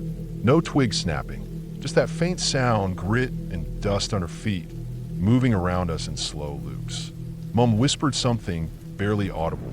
Then Dad slowly reached for the torch near the flap. But he didn't open it. He just sat there frozen, listening. I could tell by his face that he was trying to figure out what to do. He was usually calm about this kind of stuff. Logical, but even in the dim light, I could see his jaw was clenched. That scared me more than the footsteps. The sound stopped for a moment, then started again. Faster, a full lap around the tent. Then silence. Then again, faster, like whoever it was running around us. Still light, still soft, but fast enough that the fabric of the tent fluttered slightly with each pass. I wanted to say something, but couldn't move. My brothers were both awake now, both sitting up, eyes wide, not saying a word. No one moved. No one even breathed loud. It was like all 5 of us were stuck in this frozen panic, just listening. Then it stopped completely. Not like it faded away, just stopped. Like whoever or whatever was doing it had just dropped to the ground or vanished. There were no more footsteps, no wind, no sound of someone walking away. Just dead silence. We all sat there for what felt like forever. Dad finally turned off the lantern. We didn't say anything. We just laid back down, all of us still in our clothes, and stared at the ceiling of the tent. I don't know how long I was awake after that. Could have been hours. But at some point, I must have drifted off again. We were all up as soon as the sun came up. No one really said anything. Dad just started packing everything up. Not even breakfast. Just rolling up the sleeping bags, tearing down the tent, tossing everything in the back of the car. Mom helped quietly. My brothers didn't complain. They just did what they were told, which wasn't like them at all. The mood was heavy. Everyone was tense and tired, like we'd all been through something we didn't understand. Before we left, I walked over to the gazebo while Dad was tying down the last of the gear. I don't even know why. Curiosity, I guess. There was a weird smell in the air like rust and sweat. I walked up to one of the benches and saw a plastic bottle lying on its side. It had some kind of murky liquid inside and no label. Nearby, there were 2 cigarette butts on the concrete, fresh enough that they hadn't been blown away or covered in dust like everything else, and a single, narrow footprint in the dry dirt near the edge of the slab. No shoes, just the imprint of toes and a heel. Barefoot, I walked back to the car without saying anything. Dad looked at me and nodded. We drove out of there without looking back. Didn't even stop at the stromatolites. I think we were all just done. I've been camping a lot since then, all over Australia, in forests, deserts, beaches. Most places feel fine. Even remote bushland with no reception and no one around doesn't bother me. But that place, whatever it was about it, felt wrong from the start. It didn't feel like somewhere people were supposed to stay. And to this day, I don't know who or what was running around our tent that night. But I know what I heard, and I know I never want to go back.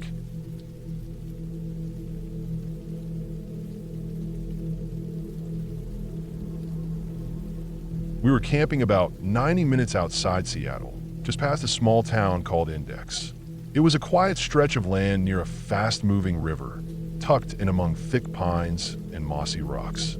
We weren't planning anything elaborate, just a simple overnight to get out of the city, breathe in some clean air, and shut off our phones.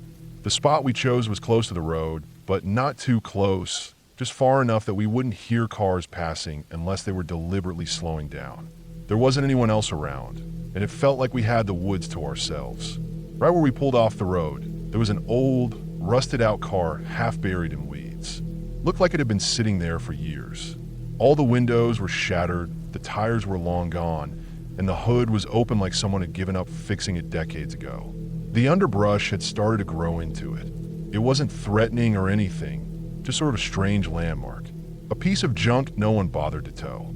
We joked that it was a car graveyard and maybe some raccoons had moved in. We parked nearby and carried our gear about 30 yards down toward the river where we found a flat, clear space just big enough for our small tent and a fire ring made from piled stones. The air smelled like pine and river water, cool and clean. That first night was perfect. We built a fire, cooked some instant noodles and hot dogs, and stayed up drinking cheap beer and listening to the water rush over the rocks. There were no bugs to speak of, and the stars came out bright through the gaps in the canopy. Around midnight, we crawled into the tent, sleeping bags already warm from sitting near the fire. In the morning, the light came early. I was the first one up. The tent had filled with that damp kind of air you get near rivers, cool and earthy. My clothes felt a little sticky, and my legs were stiff from the thin sleeping pad. I unzipped the tent and stepped out into the gray morning. It was cloudy but dry, and the fire pit still held some warm coals. The river was louder in the quiet of the morning, steady and constant. You could smell the wet dirt, the ash from last night's fire, and the faint metal tang of the camping stove we pulled out to make coffee. We didn't rush. We cooked slowly, lazy from the fresh air and the comfort of not having anything to do. I started roasting a few sausages over the fire with a stick I'd whittled flat at the end while the water boiled for coffee. The smell of the food was making me hungrier by the second. The sausages hissed and popped as their casings crisped and split. We had just started to eat when we heard the crunch of tires rolling over gravel. At first, it didn't even register. A car pulling up on a nearby road wasn't that strange. But this one slowed way down. The engine rumbled, loud and rough, and we looked up the trail through the trees. There, maybe 30 yards away near where we'd parked, a beat-up red pickup had pulled off the road. The thing looked ancient, with patches of mismatched paint and a long crack running across the windshield. There was a Confederate flag sticker slapped on the back window and some kind of metal hunting rack bolted to the roof.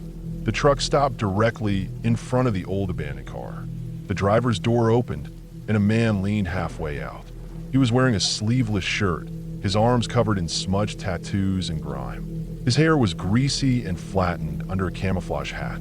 He didn't get out fully, just braced himself with one leg inside the cab. Then, with no warning, he raised a black handgun and started firing. The shots echoed across the woods like firecrackers going off in a metal shed. It took a second to even register what was happening. The first few rounds punched into the rusted shell of the car, throwing bits of metal and glass into the weeds. I felt the vibrations more than I heard the last few shots. 6, maybe 10 total. Hard to count when your heart jumps into your throat. The man didn't say a word, just emptied the magazine into that car and slammed his door. The truck spun its tires, throwing gravel in all directions, and roared back onto the road. We stood there frozen, half crouched behind our fire ring, eyes locked on the spot where the truck had disappeared. The ringing in my ears faded slowly. The smell of gunpowder hung faintly in the air. A few birds shrieked and took off from the trees, and then it was just quiet again. No voices, no movement, just the soft hiss of the fire and the sound of the river moving past. I don't know how long we stood there. Time felt weird for a bit, like I was waiting for something else to happen. But nothing did. Just that strange, uneasy silence that settles after something loud and violent. We didn't say anything at first, just kind of looked at each other, eyebrows raised, like we were both trying to make sure we'd seen the same thing. It wasn't a hallucination. It wasn't a weird dream. Some guy had just pulled up and unloaded a full clip into a wrecked car not 50 feet from us. I turned back toward the fire and the half-cooked sausage still resting on the stone near the flames. I picked it up, turned it over, and put it back in the fire. The heat warmed my hands, and I focused on that.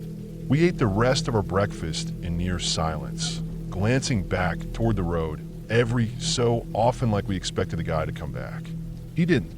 We drank our coffee a little faster than usual. My stomach felt tight the whole time, but I made myself finish the food. The air didn't feel as fresh anymore. There was something wrong in it now, like the tension had soaked into the trees. We didn't waste time packing. Everything went into the bags with barely any folding or organizing. The tent came down in minutes. We didn't stop to clean out the fire pit or bury the coals. Just kicked a little dirt over it and made sure nothing was actively burning. As we hiked back up the short path to the car, my eyes kept scanning the trees. Every sound, the crunch of a twig, the whistle of wind through the branches, made me tense up. I kept imagining that red truck parked just around the next bend, waiting, but the road was empty. We loaded the gear quickly, barely speaking. The rusted car sat quiet and wrecked, more broken now than it had been before. Holes punched through the doors and hood, blackened edges where the metal had curled from the heat of the bullets. It looked worse, somehow more real, like a body after a second beating. I don't know why he shot it. Maybe he'd been drinking. Maybe it meant something to him. Or maybe it didn't mean anything at all. That's what stuck with me. The randomness of it. The violence so close to us, completely out of our control. We drove away without looking back. The first few miles were tense. I kept checking the rearview mirror, waiting to see headlights flying up behind us. But nothing ever did. After a while, the road smoothed out, the forest thinned, and the edges of civilization started to reappear. Mailboxes, fences, small houses with kids' bikes on the porch. It wasn't until we reached the highway that I let myself breathe normally again. We didn't say much on the ride back. Just let the radio play quietly as the city slowly took shape around us. That trip stuck with me more than most. Not because anything happened to us directly, but because it reminded me how fast things can shift. How one person, one moment, can change the whole feeling of a place. I've gone camping a dozen times since, in places more remote than that one. But I always remember the sound of those gunshots, the way they rang out across the trees like a warning, and the way the fire crackled quietly after they stopped.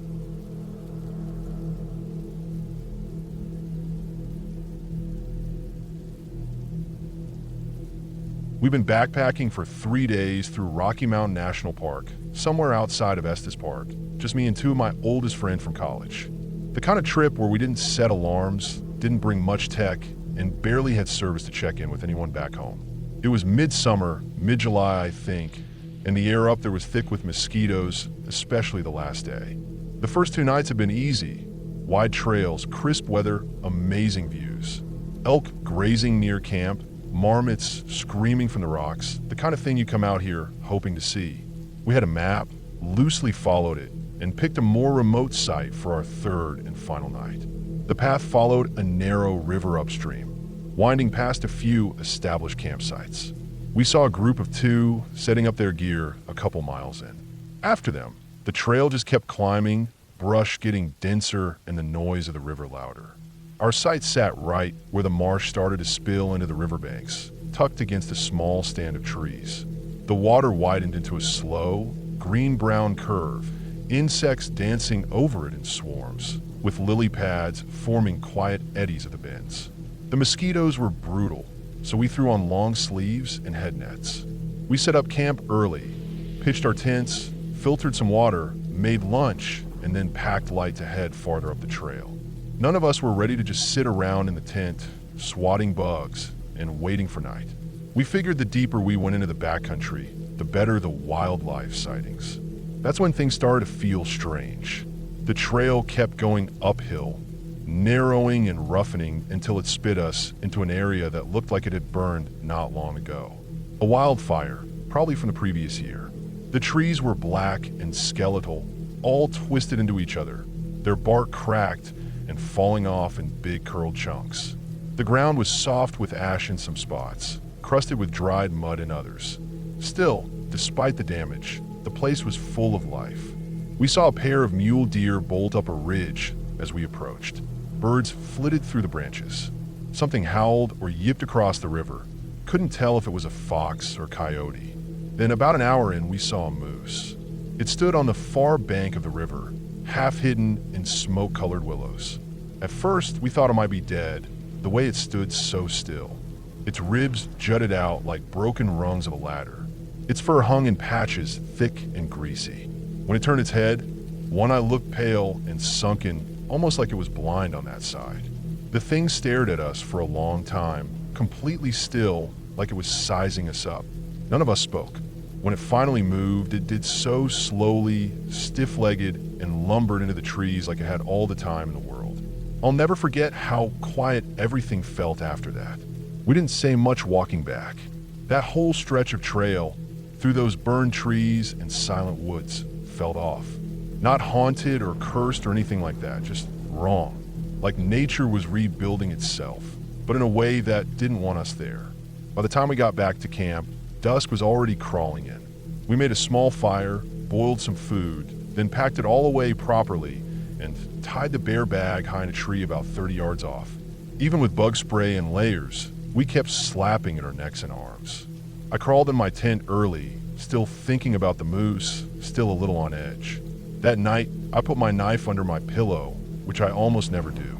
Not because I expected anything, just, I don't know, something about the day stuck with me. I woke up maybe around 2 or 3 a.m. It was cold, colder than it had been the last 2 nights, and I could hear something moving just outside. Snuffling, sniffing, wet breathing, then a thud, then another. I held my breath, straining my ears, heart thumping hard. Then I heard one of my friends, barely above a whisper, "Bear, bear, bear." I didn't even think. I grabbed the knife and unzipped the tent so fast the whole thing shook. I rolled out into the cold dirt in my underwear, knife in hand, and started yelling. Not words, not anything smart, just a deep, guttural Gaia, go, get. My voice cracked. I stomped toward it like some half-crazed idiot. The bear, smallish, probably a young black bear, looked up, startled. Then it turned and just trotted off into the trees, back the way we'd come, toward the other campsites. I stood there panting, skin crawling, knife still raised. Then I remembered the family we saw earlier, the ones with the 2 small kids, setting up a few hours before us. My stomach dropped. I didn't think, didn't even throw pants on. I just bolted after the bear. I must have looked insane. Barefoot, running down a dirt trail in boxer briefs, brandishing a 10-inch fixed-blade camping knife and shouting. I didn't even see the bear anymore. I was running on panic, pure and stupid. I came barreling into their camp, yelling, trying to explain about the bear. I think I said, "Bear's coming this way," or something like that, but it was dark and I was shaking and I probably looked like some crazed hill person out of a horror movie. The dad shot up, blinking, shirtless and barefoot, and just stood there frozen, like every warning he'd ever read was happening at once. The mom grabbed both kids and started dragging them down the trail in her sleeping clothes, moving fast and not looking back. I chased after her, again with the knife, trying to say, "Wait." No, I'm not trying to, but I quickly realized I was making things worse. Eventually, I stopped, stood there in the middle of the trail, chest heaving, freezing, starting to feel like the world's biggest idiot. I called back to my friends and told them what happened. I don't even know how long it took to settle everything. I ended up walking the family back to their site after putting on clothes and ditching the knife. I tried explaining again, told them about the bear, told them I just panicked, told them I wasn't a threat. They were polite enough, but I could tell. They weren't afraid of the bear anymore. They were afraid of me. The dad stayed up the rest of the night, sitting by the fire with a headlamp on and a hatchet in his lap. I went back to our camp, tail between my legs. My friends didn't stop laughing the whole next day. Knife guy, they started calling me. Crazy underwear survivalist. I deserved it. We hiked out the next morning in silence for a while, until someone said, "At least the bear didn't maul anyone." I got a few tired chuckles.